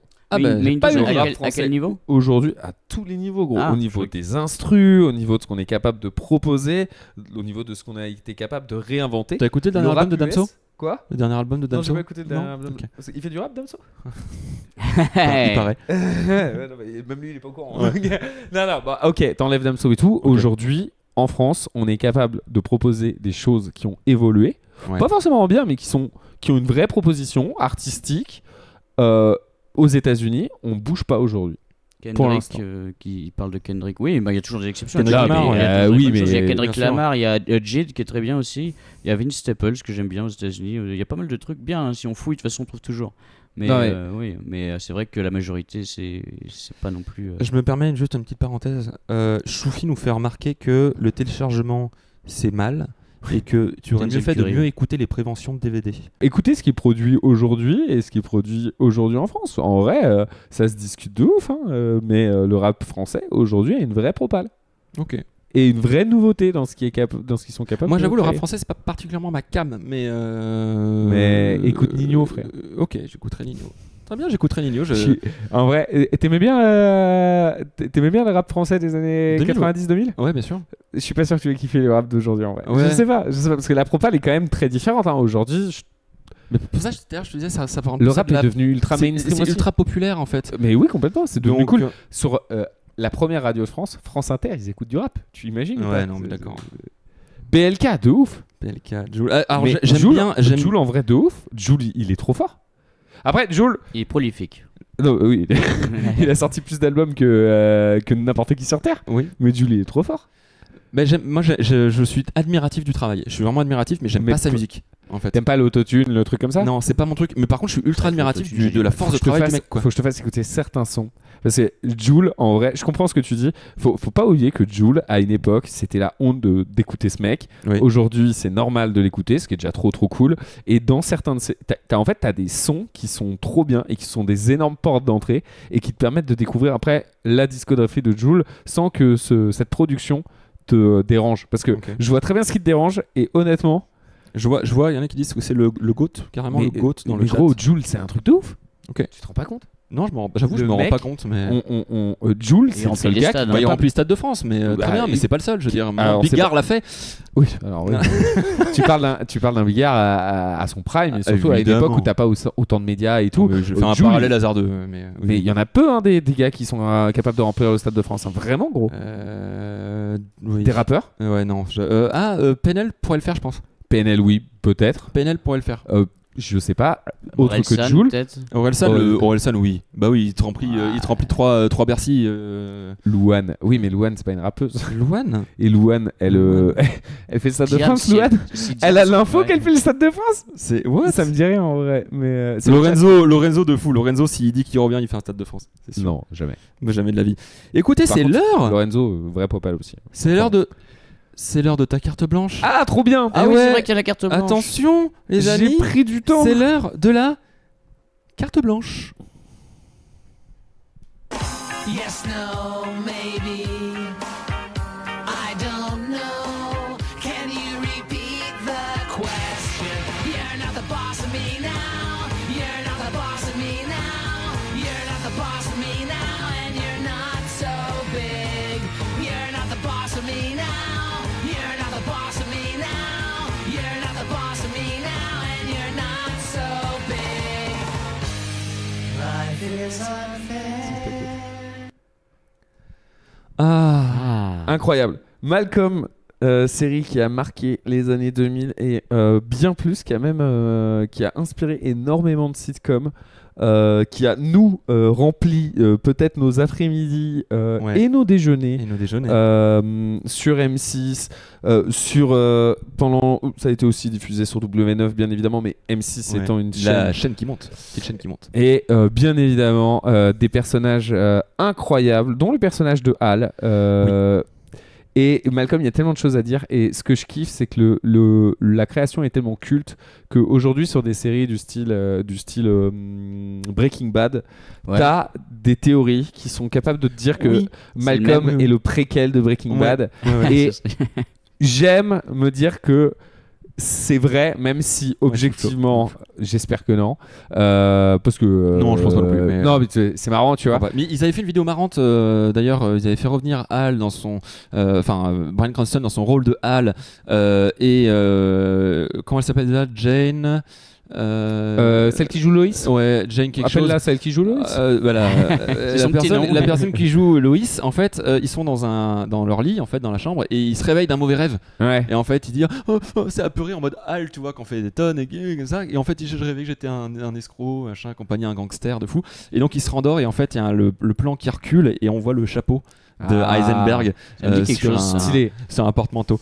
Autre chose, ça a tellement. Ce que j'aime, c'est qu'aujourd'hui, tu as énormément de mèmes d'internet qui viennent de cette série. Ça montre aussi l'impact qu'elle a eu au-delà des séries et tout. Quand tu es capable de. Le fameux toi tu vis, toi tu vis, toi tu crèves. Toi tu crèves. De Dewey, c'est incroyable. Je ne m'attendais à rien, mais je suis quand même déçu. Dewey encore, incroyable. Là, oui, ouais. Et. Une série qui fonctionne bien avec des personnages qui sont ultra cool et très attachants. Et au-delà de cette famille qui est dysfonctionnelle as fuck et attachante, t'as même des personnages secondaires où tu t'attaches. Stevie, je crois il s'appelle comme ça. Stevie, ouais. Voilà. Je crois. C'est une série et puis en VF d'ailleurs parce que là tu vois en VF. Cette série, je peux pas la regarder en VO, mais comme beaucoup de créations des années 2000, finalement. Ça peut être intéressant, tu me diras. Moi, j'aime bien faire la comparaison, redécouvrir un peu avec une VO. C'est comme si tu redécouvrais un peu ce que tu as aimé. Ouais, mais tu vois, celle-ci, j'aurais l'impression qu'on me retire quelque chose. Moi, j'aurais. Cette série... Pour l'ajouter autre chose, du coup. C'est différent. Oui. Et cette série, pour moi, c'est un peu une série doudou. Qui passe n'importe quand. Il y en a énormément, des séries doudou pour le coup. South Park, non. Charmed est une bonne série doudou. Je dirais même pas trop série doudou parce qu'en fait, il y a un côté. C'est vrai. En fait, là, il y a un petit côté. Ça parle quand même de la famille dans une globalité. Ça parle aussi de la mère. Loïs, on se rend pas compte quand on est petit et qu'on regarde cette série. Loïs est une grosse connasse. Mais quelle mère et formidable. quand on grandit, on se dit mais Loïs, t'as tellement. En plus, elle a tous les gosses parce que Hal aussi c'est un gosse. Al, c'est un plus son collègue qui est aussi un gosse. Bref, Loïs c'est juste génial. Le patron de Francis Orange, comment il s'appelle? Otto là, qu'est-ce qu'il est con lui. et le militaire d'avant, je sais pas. Et Gretchen, et sa femme c'est Gretchen. Et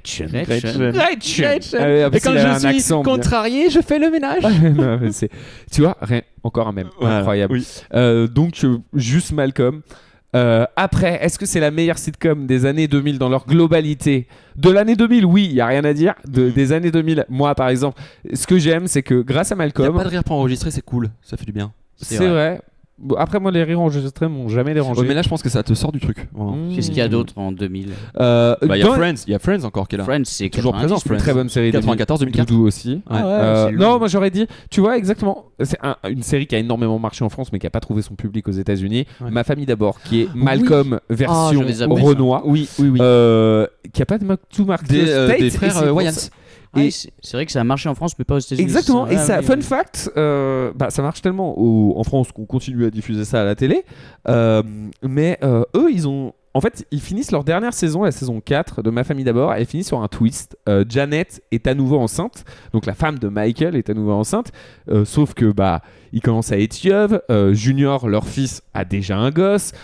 Et ça finit là-dessus. Toujours une tête aussi grosse. Toujours une tête aussi grosse avec ses baskets d'ongles. Non, ça c'est. Non, c'est le petit génie Franklin. Bref, qu'importe. Et il y a pas longtemps, ils se sont retrouvés sur un plateau de tournage parce qu'en fait Michael fait une autre sitcom. Exactement, fait une autre sitcom en ce moment qui est un peu la même chose. Un fils un peu teubé qui a un daron qui essaye un peu de le guider et tout.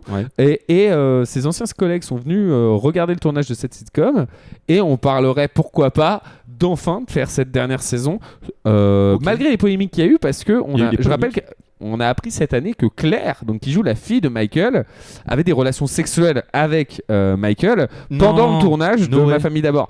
Donc il y a un côté frérot, elle a 18 ans, t'es glauque et il y a un autre côté aussi de se dire après il n'y a pas l'air d'avoir d'amertume entre eux, enfin tu vois, après ils font ce qu'ils veulent, chacun ses mœurs, on va dire.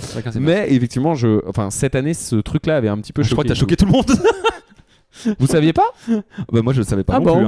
Ouais. Ah oui, l'épisode du Burning Man, il est incroyable dans Malcolm. Quand ils explosent le Burning Man. Oui, c'est vrai que ça a fait exploser le festival. Il est devenu populaire grâce à Malcolm. Le double épisode quand ils vont à Aqualand.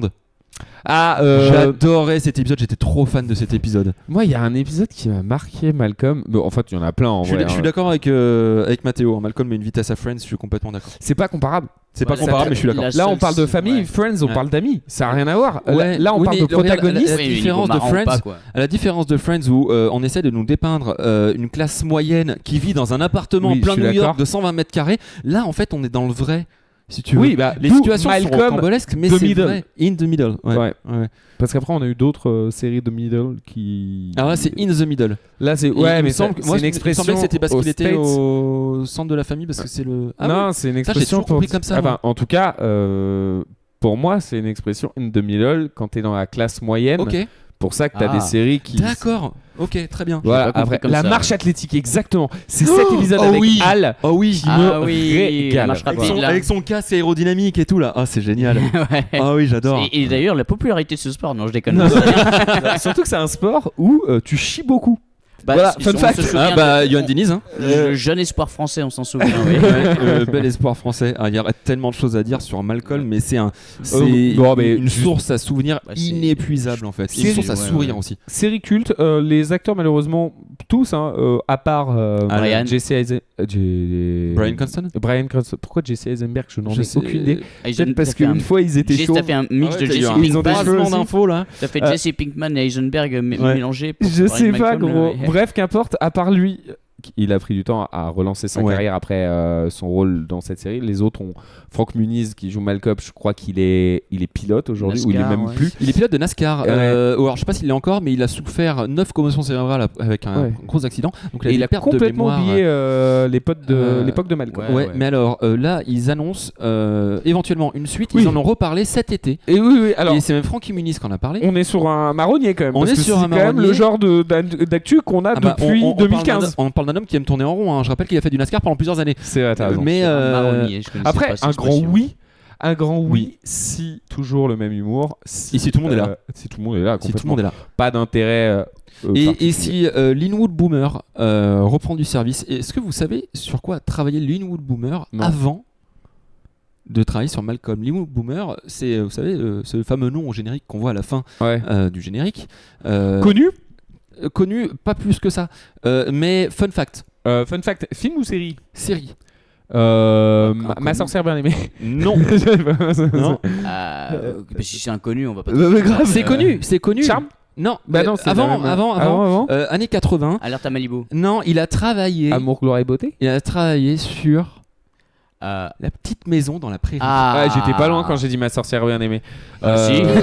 C'est pas aucun rapport, mais. Si, je suis sur des trucs qui étaient diffusés sur M6. Oui, dans la petite chaîne qui descend maintenant. Donc finalement, tout découle de la petite série, la petite maison dans la prairie. Malcolm, juste trop bien. Point faible, trop fort. Point faible, trop fort. Ouais.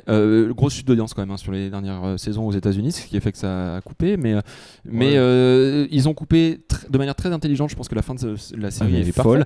On sait le nom de Malcolm, on le voit dans le premier épisode sur la chemise de Francis à l'armée. J'ai oublié le nom, je vais pas le dire pour pas gâcher le truc non plus. Je vais essayer de l'avoir. Mais après, le but du jeu, c'était de l'effacer complètement et de ne jamais prononcer, de ne jamais connaître le nom de la famille de Malcolm. Ouais, malheureusement, on le sait. Pour que tout le monde s'identifie. Aussi, le premier épisode étant un épisode pilote, il est ultra mal réalisé et comme sur les réadaptations on a élargi un peu le plan, on voit le décor de Malcolm. Donc on voit qu'il y a des trous au plafond, qu'ils sont dans des studios. Voilà. Petit fun fact.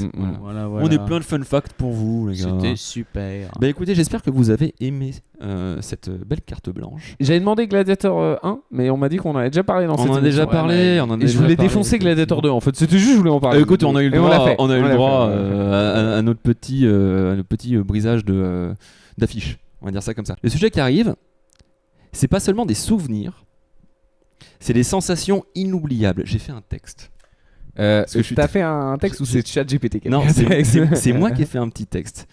Donc le sujet qui arrive, c'est pas seulement des souvenirs, c'est des sensations inoubliables. Pour certains, la naissance d'une passion, des après-midi, des soirées, des nuits entre amis. L'impatience d'entendre la sonnerie de l'école pour reprendre une partie qu'on a délaissée la veille. L'arrêt qui transpire et les mains qui tremblent devant Silent Hill. Ou un gros rage kit devant PES. Vous l'aurez compris, c'est l'heure de la PlayStation 2. L'émeute est désormais un argument publicitaire. À 0h la nuit dernière, dans ce grand magasin des Champs-Élysées, la PlayStation 2, dernière née des consoles de jeux vidéo, a été mise en vente.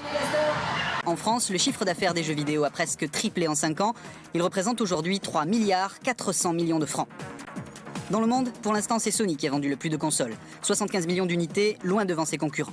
Mais un nouvel arrivant pourrait bien changer la donne. Microsoft, le géant américain, a annoncé la sortie de sa propre console de jeu, la Xbox, pour l'année prochaine.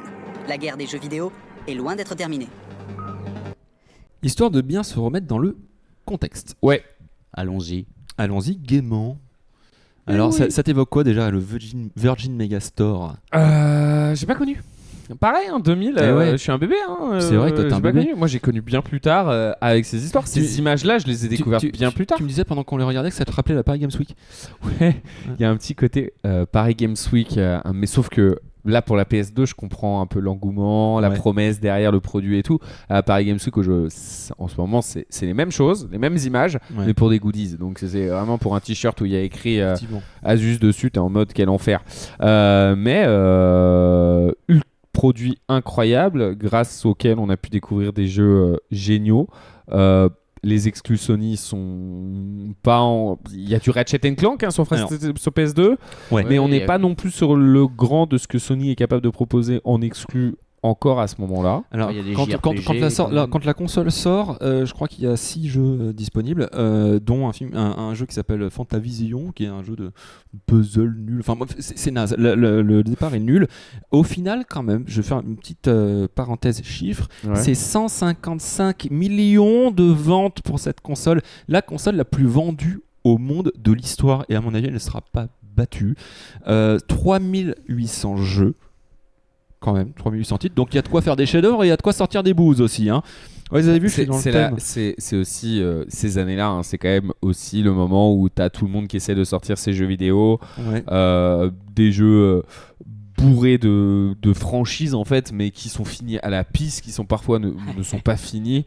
Mais c'est aussi ces moments-là où le consommateur va apprendre à choisir ses jeux et du coup petit à petit tous les jeux vont disparaître. Enfin c'est tous les mauvais vont vraiment. Tous les mauvais. Non mais voilà, c'est Tomb Raider meilleur jeu. Tomb Raider, je pense qu'elle fait allusion à Tomb Raider Legend auquel on a joué cette semaine pendant la semaine PS2 en live, qui moi m'a quand même pas mal fait péter une durite parce que je pense qu'il y a des gros soucis de level design, mais bon, c'est un autre sujet.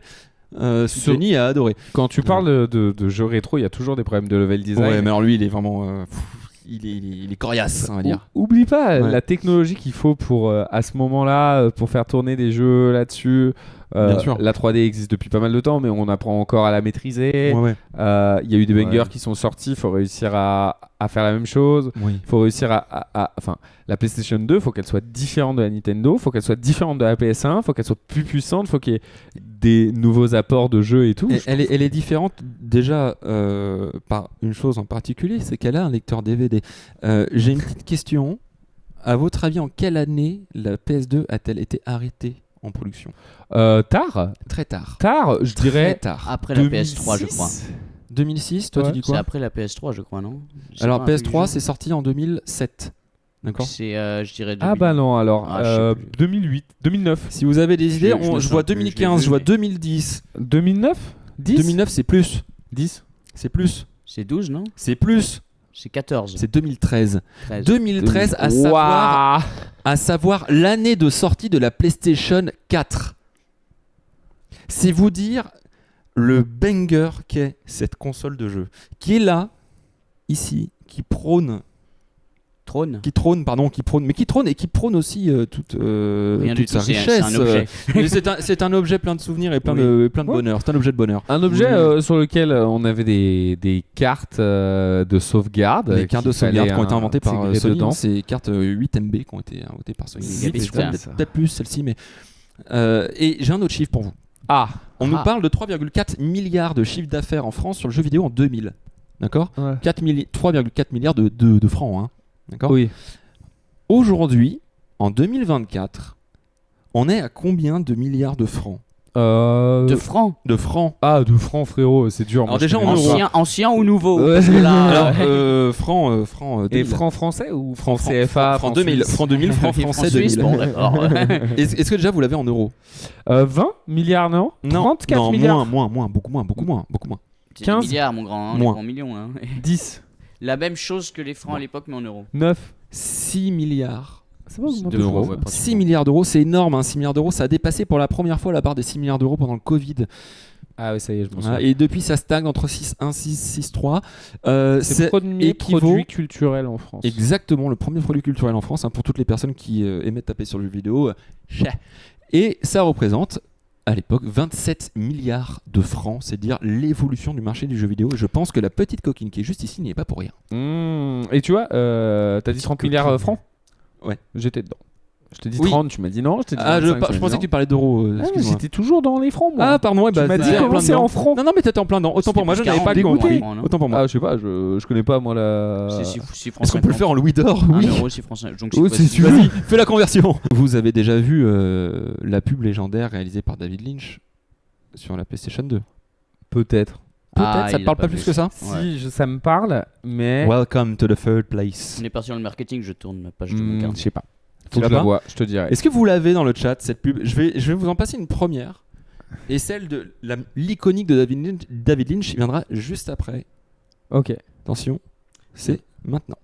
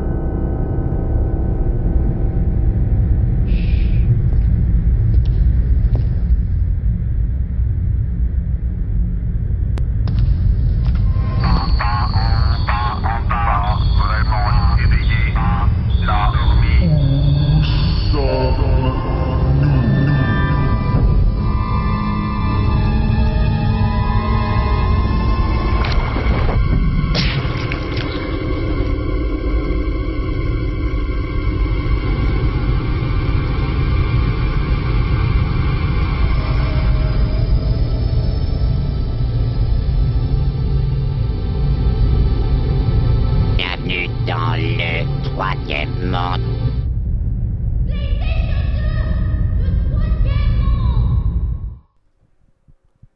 Ah, ça donne envie de l'acheter, hein? Ah non. C'est le ouais, bah c'est David Lynch, c'est le troisième. On dirait que c'est la saison 3 de Twin Peaks quoi, on dirait vraiment. C'est vraiment c'est David Lynch quoi. Toi, En fait, tu je pense vois que David ça, tu Lynch- l'achètes? Non. En vrai, pas du tout. Non, Et je toi? pense pas. Moi je l'avais déjà vu il y a très longtemps et je l'ai revu pour l'émission du coup. Mais ouais, Mais mais non, mais en tant que consommateur, est-ce que tu vois ça, tu te dis je Ah, l'achète?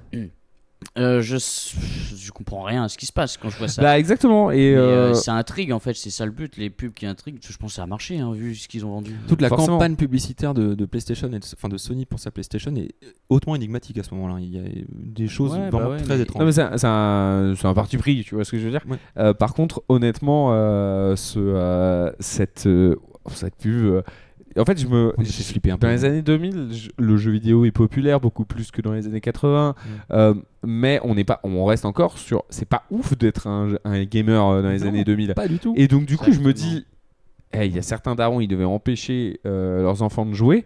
Et à mon avis, s'ils sont tombés sur cette pub, bah ça m'étonne pas. Tu vois ce que je veux dire ou pas? Parce que tu sais pas ce que tu regardes et tu te dis putain, il y a quand même ce truc, tu sais, le coach potato, le joueur gros tas sur son canapé. South Oui, Park, oui, quoi. oui, South Park. Ouais, exactement. South Park.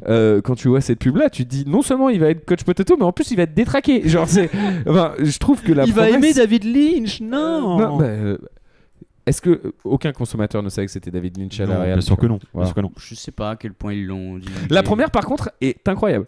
La première, et tu te dis pourquoi pas. Il y en a une autre. Et un peu petite dans le pensée délire, à cette biche qui est sûrement décédée depuis. et même le conducteur, il y a de grandes chances aussi. J'ai pas vu quel âge T'as vu son état de santé, il avait pas l'air en forme. Il avait pas l'air en forme, lui.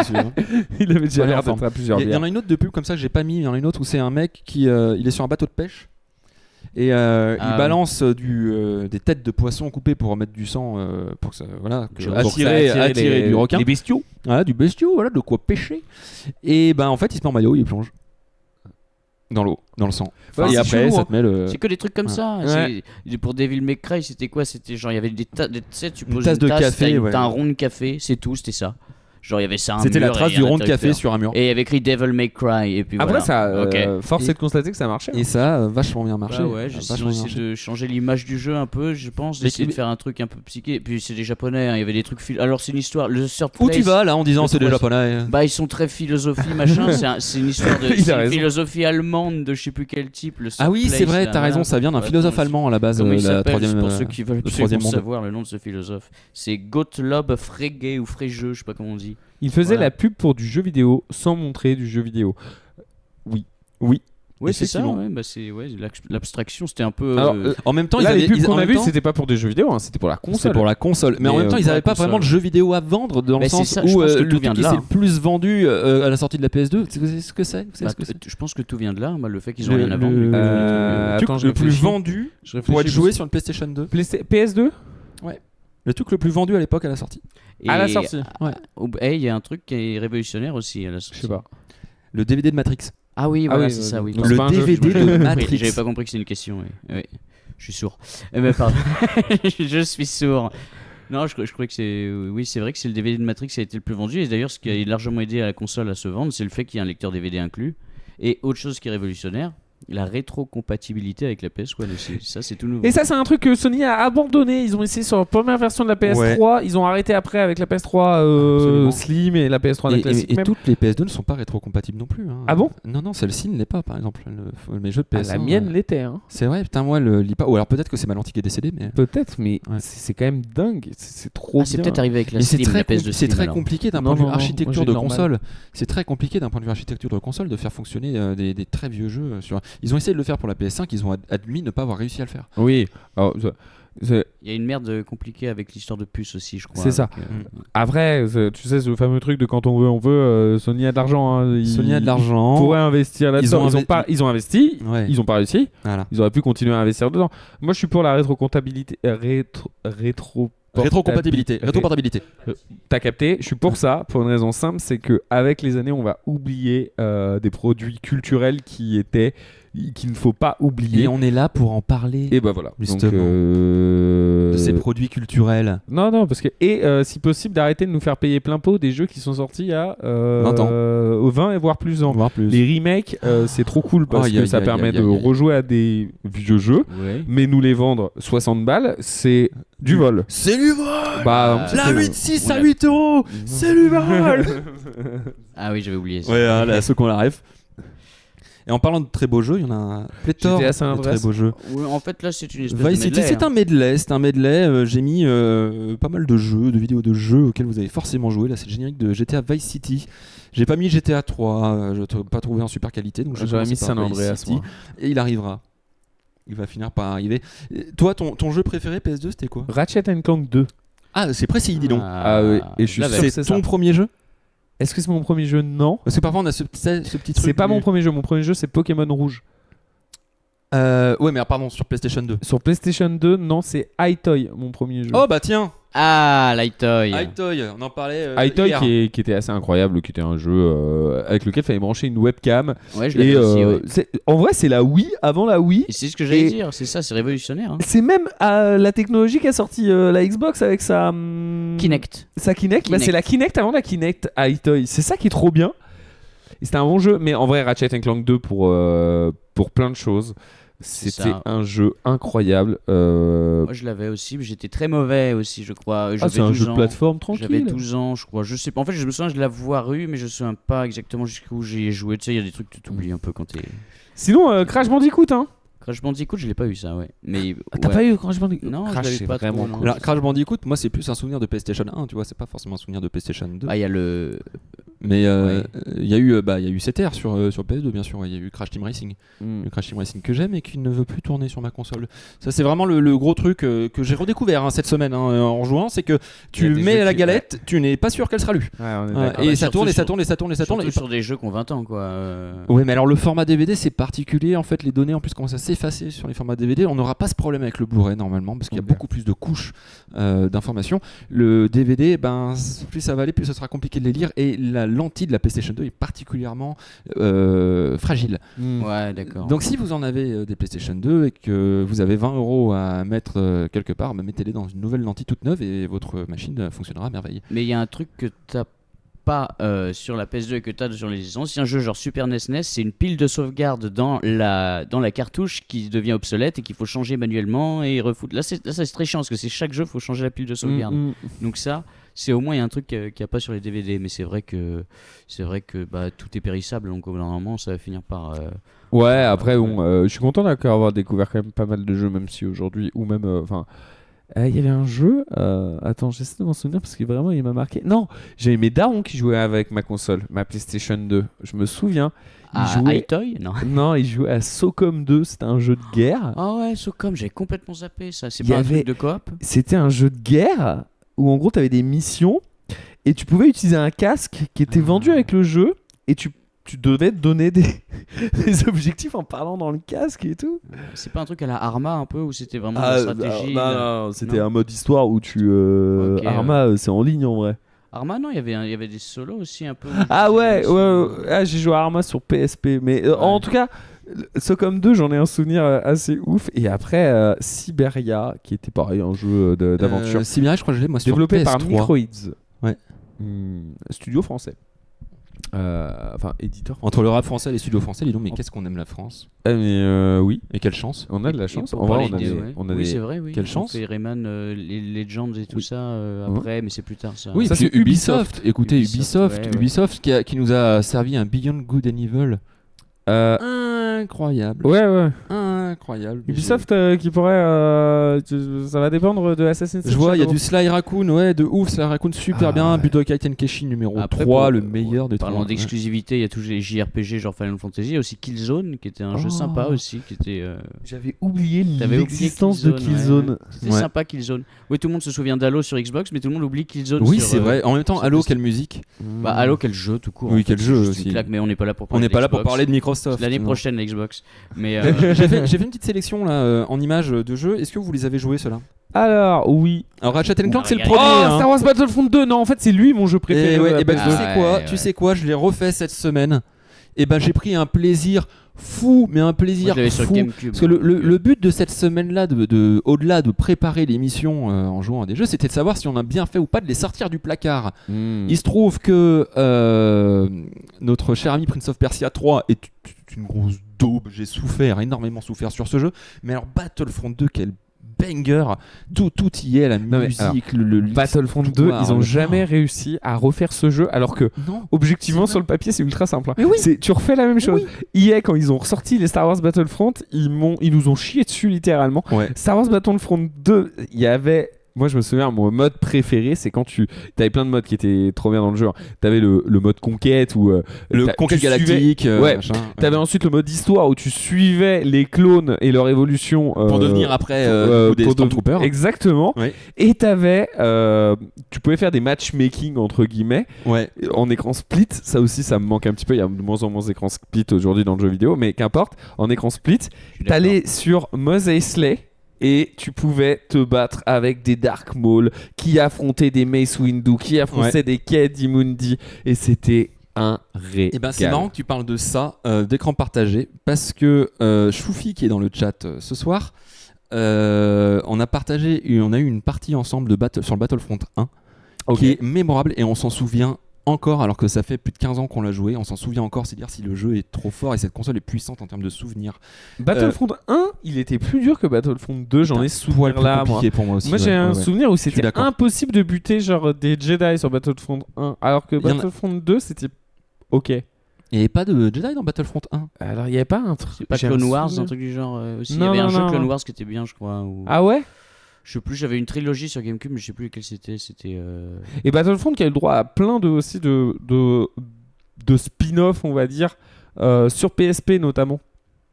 Qui sont des jeux vidéo qui sont pas sortis sur les consoles de salon, mais plus sur des consoles portables. Ah, sur la PSP qui est juste là-bas. Ouais, je l'ai vu tout à l'heure quand je suis arrivé. J'ai un paquet de consoles. J'ai regardé ça. GTA. On parlait d'écran splitté. Je vous invite à répondre au sondage que je viens de mettre. Vous avez quelques minutes pour répondre. C'est le jeu sur lequel Guigui et Jules vont s'affronter devant vous, devant vos yeux ébahis. Et on va voir à quel point ils ont perdu ou pas en skill sur cette console. Il y a quoi en choix? On a Dragon Ball Z, Budokai Tenkaichi, premier du nom. Budokai Tenkaichi, oui. Tekken 4. Je saurais pas de nom, c'était peut-être pas. Ouais. T'as dit quoi? Non, rien, t'inquiète. T'inquiète, on était concentré sur SSX On Tour. Je pense que Rundive en aura des très très bons souvenirs de celui-ci. Et Need for Speed Most Wanted. Tous en écran splitté. Et vous allez vous affronter tous les deux d'ici quelques minutes pour savoir. On a un jeu où la suite spirituelle est la suite spirituelle est sortie cette année, enfin en 2024, donc dans 24 ans sortira. Dans 24 ans sortira. Yoda. Le suite de ça? Non, pas une suite. C'est la suite spirituelle si tu. Ok, donc c'est pas la même licence, mais c'est. Alors je l'ai pas encore joué, mais pareil, très bon retour. Si, enfin, en gros, c'est la même licence. Pour la petite anecdote, c'est la même licence. C'est Budokai Tenkaichi, sauf qu'on l'appelle plus Budokai Tenkaichi, on va l'appeler Sparking Zero, tout simplement. Ah, ils l'ont anglicisé pour. Ouais, exactement. Okay, parce que ce genre de jeu, mine de rien, nous, c'est fait et tout. Nous, on l'a vu en Europe. Honnêtement, pas sûr qu'au States il l'avait. C'est un gros. Il faut rappeler que nous, à l'époque, surtout dans les années 2000, on est ultra consommateurs de ça. Oui, c'est vrai. Les States n'aiment pas du tout ça. Je veux dire qu'on a eu une introduction avec le Club Dorothée dans les années 90 Burnout Paradise, n'ont pas eu. Très bon. Que n'a pas eu. Petite préférence pour Burnout Takedown pour ma part. Quoi? De quoi Takedown? De quoi? Burnout, le 3. Petite préférence pour Burnout. Ah, tu répondais au chat? Ouais, je répondais au chat. J'ai cru que tu nous parlais. Moi, j'avais le 3, moi. Ah, oui, non, en fait, on s'en fout. Le 3, c'est ça, Takedown, il me semble que c'est le 3. On était en train de. Non, on était contents. Non, excusez-moi, je vois le chat, voilà. Mais t'as raison. Pour l'instant, on joue à quoi là? Pour l'instant, on joue à High-Toy. Pour l'instant. Non, je veux dire sur le niveau. Ah. À moins que tu préfères attendre le suspense final. Pour le moment, c'est Dragon Ball Z Budokai qui l'emporte. SSX Tour qui le talonne. J'aimerais bien que vous me parliez d'un truc en particulier. Ouais. Oh là là, ça fait. T'as pas envie de le sentir en vrai. Ça, c'est pas un petit plaisir qui nous manque, les pochettes quand même. C'est de ouf. Ça, pour les typeux qui tomberont là-dessus, les gars, vous savez pas ce que c'est, mais je peux vous dire que quand on était typeux, qu'on achetait ça et qu'on rentrait chez nous, mais qu'on ne pouvait pas jouer parce que la télé était prise ou pour plein de trucs, on lisait ça. Et dans la voiture, et exactement. Machin, et tu les relis. Et le soir avant de dormir, tu lisais ça, alors que honnêtement. Il y a juste les touches, quoi. Ouais, c'est ça. Tu lisais toutes les petites merdouilles derrière la boîte. Ah ouais, 71 kilobits minimum, ouais, c'est pas mal. Tu comprends rien, t'es content. Et encore celui-là, je suis en train de le bouquiner là. Il est pas mal détaillé. Il est pas mal, lui. Il est pas mal détaillé. SSX, on jouait avec ma mère, elle nous rendait ouf. C'est vrai. C'est vrai. Trop bien. Trop bien de partager ça avec Sarum.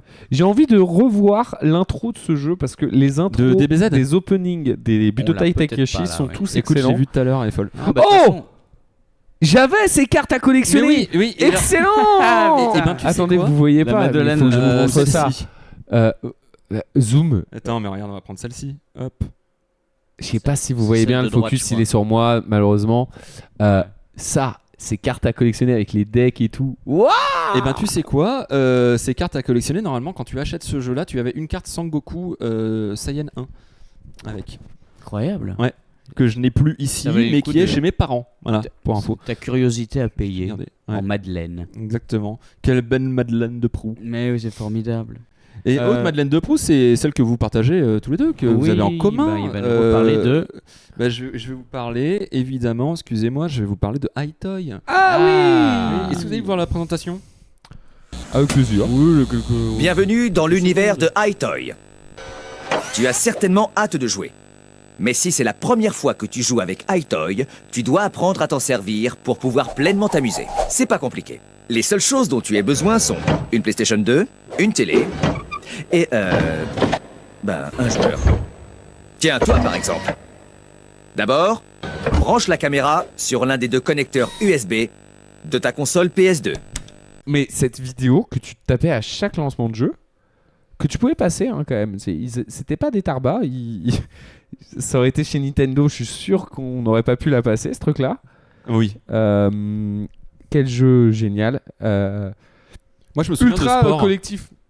Et moi, je me souviens d'un jeu là-dessus, qui était le jeu des ninjas. Ça doit peut-être vous revenir directement. T'avais lequel? Parce que moi, j'avais le 3 d'Aitoy. Ah, j'avais le 1. 1 ou 2 peut-être. Moi, en gros, le 3, c'était c'est la pochette orange là. Ouais. Oui, Microméga, c'est sûr. Mais montre, t'as les différentes jaquettes des Hi-Toy ou là pas? j'ai que le Hi-Toy 3, Là, il y a le 3, mais il y en a une où ils sont en sport, où tu sais ils ont un casque de baseball vert. Et tu cours, tu fais ça avec tes mains et t'as l'air con mais t'es heureux. T'as tellement bien résumé le truc. T'as 10 ans, t'es content, tu cours. Mais moi je trouve ça trop chouette. Mais c'est révolutionnaire. Et d'ailleurs ils ont mis les ports USB sur la console parce que le pitch de spécifiquement cette caméra, pour ça. Ouais, pour ça, parce que le pitch a été fait avant la sortie de la console, pendant la production, et le type a dit mais ça serait trop cool ça, regardez j'ai ce concept, et du coup ils ont sorti ça, ils ont ajouté des ports USB, les fameux, je pense que les gens qui ont eu Hi-Toy se demandaient mais c'est quoi, ça sert à quoi ces ports USB là? J'ai un souvenir d'Hi-Toy où en gros t'étais au milieu et tu te faisais attaquer de part et d'autre par des ninjas et il fallait les dégager, tu vois. Ah, je pense qu'on n'a pas joué au même du coup, mais ça me dit rien moi. Il était vraiment cool celui-ci et je me souviens qu'il était ultra dur et que en gros, t'es entouré par 2 tours. Et je me souviens qu'avec ma petite sœur, on se mettait chacun à une tour pour pouvoir essayer d'aller le plus loin possible dans le jeu. Et il fallait pas te faire toucher par les ninjas 3 fois, sinon t'étais éliminé, tu vois. Okay. Et donc, du coup, je me souviens d'une méta où si tu te faisais toucher par les ninjas au niveau 1, franchement, fallait recommencer parce que c'est pas possible de perdre une vie à ce moment-là. Donc là, c'était vraiment, on était dans le speedrun limite. On était dans le détail là. Ouais. Ah, mais ça, quand t'es petit, honnêtement, tu peux speedrun tous tes jeux. Enfin, tu peux être dans une méta farm. T'es avant l'ère de l'internet, donc tu peux être dans un monde où tu crois être le meilleur. Tu vois. Exactement. Ah si, voilà. Ah oui, ça que je voulais. C'est ça. C'est quoi? Exactement, c'est ça dont je voulais vous parler. Merci. Paparazzi. Merci de me le rappeler. J'avais complètement quoi, jeu oublié. Et ben justement, c'est la question à laquelle tu ne répondras pas parce que tu connais la réponse. Il y a un jeu Pokémon similaire, c'est tout ce que je dirais. À votre avis, c'est quoi le but de Paparazzi? C'est un Pokémon Snap version paparazzi où tu dois shotter le plus de célébrités qui ressemblent pas du tout, à mon avis, à leur version d'origine. C'est ton avis? Ouais. Je pense que ça aurait été mieux. Ouais. Ah, c'est trop. Mais c'est pas ça. Non, bah je vous mets ce que c'est. C'est quoi ça? C'est un bon du gameplay.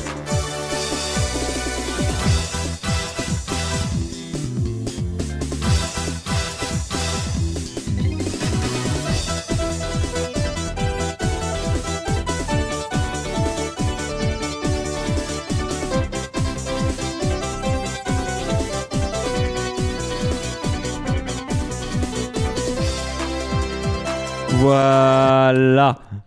Voilà. C'est pas un jeu vidéo? C'est un jeu vidéo et ça fait partie de ces bizarreries parmi les 3800 titres de la PlayStation 2 qui sont sortis. Il fallait bien qu'une bizarrerie, celle-ci en fait partie. Voilà, donc ça c'est clairement partie de et ce avec, je pense qu'ils ont pris l'équipe de Dead or Alive pour le moteur graphique dessin. Oh la vache, j'avais pas eu gros, les gens qui avaient ces jeux, c'était pas pour game, gros. Non, mais non, c'est un jeu pervers en fait. Voilà, c'est un jeu pervers. Comme seul le Japon sait en faire. Non, mais c'est vraiment genre. C'est très japonais. Mais gros, t'imagines des darons qui offrent ça mais sans regarder le gameplay, savoir ce que c'est. Non, les darons ils achètent ça pour eux.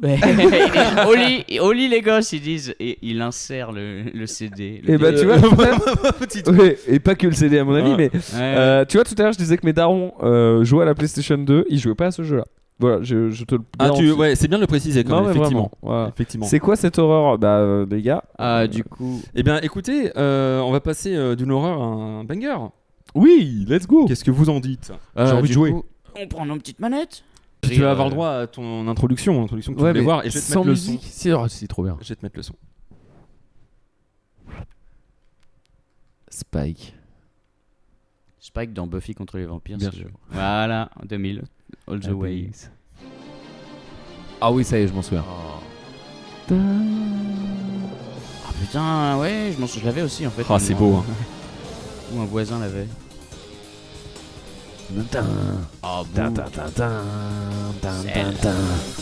Incroyable.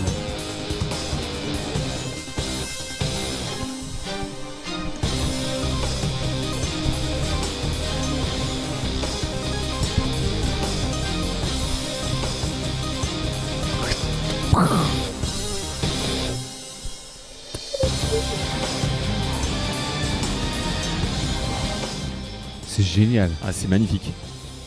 C'est vrai que ça a pas mal vieilli en vrai. Ah bah ça a carrément bien vieilli. Oh mais ça c'est surtout la rend nostalgie. tellement bien hommage à la licence. Oh stylé. Je la passais jamais quand je lançais le jeu. Ah.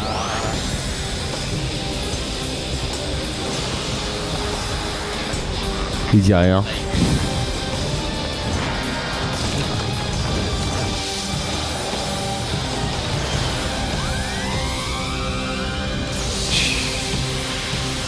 On va réussir à faire aucun combo. On va juste faire tout. Ça va pas être aussi épique en gameplay. Hein. C'est pas fini. Ah, c'était pas fini. Je kiffais ce moment.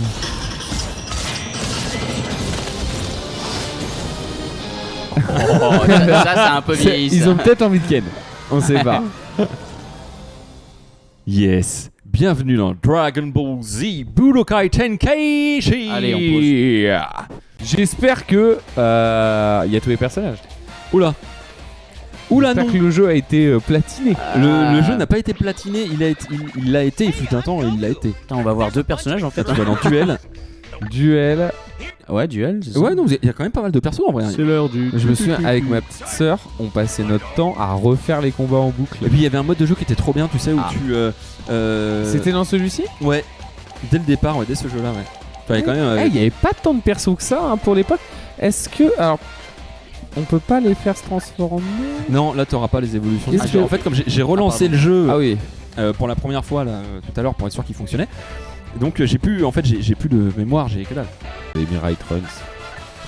Oh, Mirai Trunks. Je vais quand même prendre Krillin parce que ça me fait marrer. Voilà. Donc, et nous, avec ma sœur, on allait tout le temps sur. Ah bah ouais, parce que tu peux détruire les bâtiments. Exactement. Il va me déboîter. Moi j'ai joué 2 fois dans ma vie. C'est peut-être celui-là où on peut toucher les fantômes. Est-ce qu'on peut toucher les joysticks ? Oui, tu peux les toucher, ouais. Tu peux les toucher. Bah on n'a pas réussi. Non, ça a rien fait là. Allez, c'est parti. Allez, c'est parti. Allez.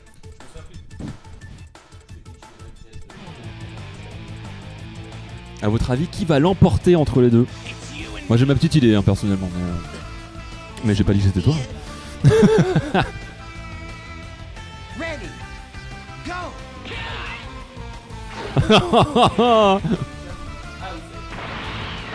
Oh Krillin. Tu joues un personnage qui n'a pas de nez, hein, pour rappel. Carré. Voilà.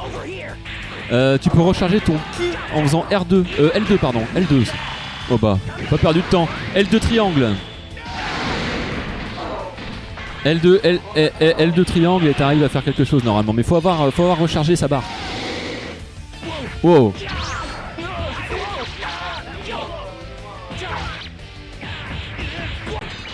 Oh là là. Oh ouais, hop là, emballer c'est peser. Je comprends rien donc je. Bravo. Ah oui, je comprends que c'était. Moi je t'ai tapé à un moment donc je suis content. Bravo.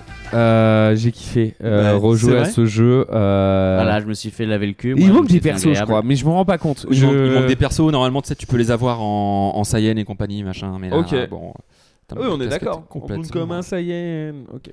Moi, je suis traumatisé. J'ai passé une mauvaise émission. Non, mais après, c'est normal de laisser l'invité gagner. Oui. Et d'ailleurs, je te remercie parce que ça s'est pas vu. Je voulais pas le dire parce que je voulais que ça reste discret. Mais, non, mais bon, ça d'accord. Pas vu, ok, ouais, ça je s'est pas trouve vu. que t'as bien fait genre que tu savais pas jouer, alors que quand je suis arrivé ici, t'étais en full partie. Bah, en fait, pour le contexte, il est arrivé, j'étais en train de faire un speedrun du jeu. Pas du tout. Je Franchement, suis très mauvais. Bon souvenir du jeu. 2 petites minutes pour moi pour vous remercier d'avoir été là, d'avoir été présent. Merci Cool, infiniment d'être venu. J'espère que t'as kiffé. J'ai kiffé, merci pour l'invitation, c'était trop bien. J'ai aimé parler de vieux trucs avec vous et j'ai Ouais, aimé de vieux apprendre trucs. des choses aussi. T'as aimé Charlie's Angel. J'ai aimé Charlie Angel, j'ai aimé apprendre Wu-Tang. Encore une fois, merci à vous d'avoir été là. Je vous embrasse et à très vite. Des bisous. Bisous. Woo!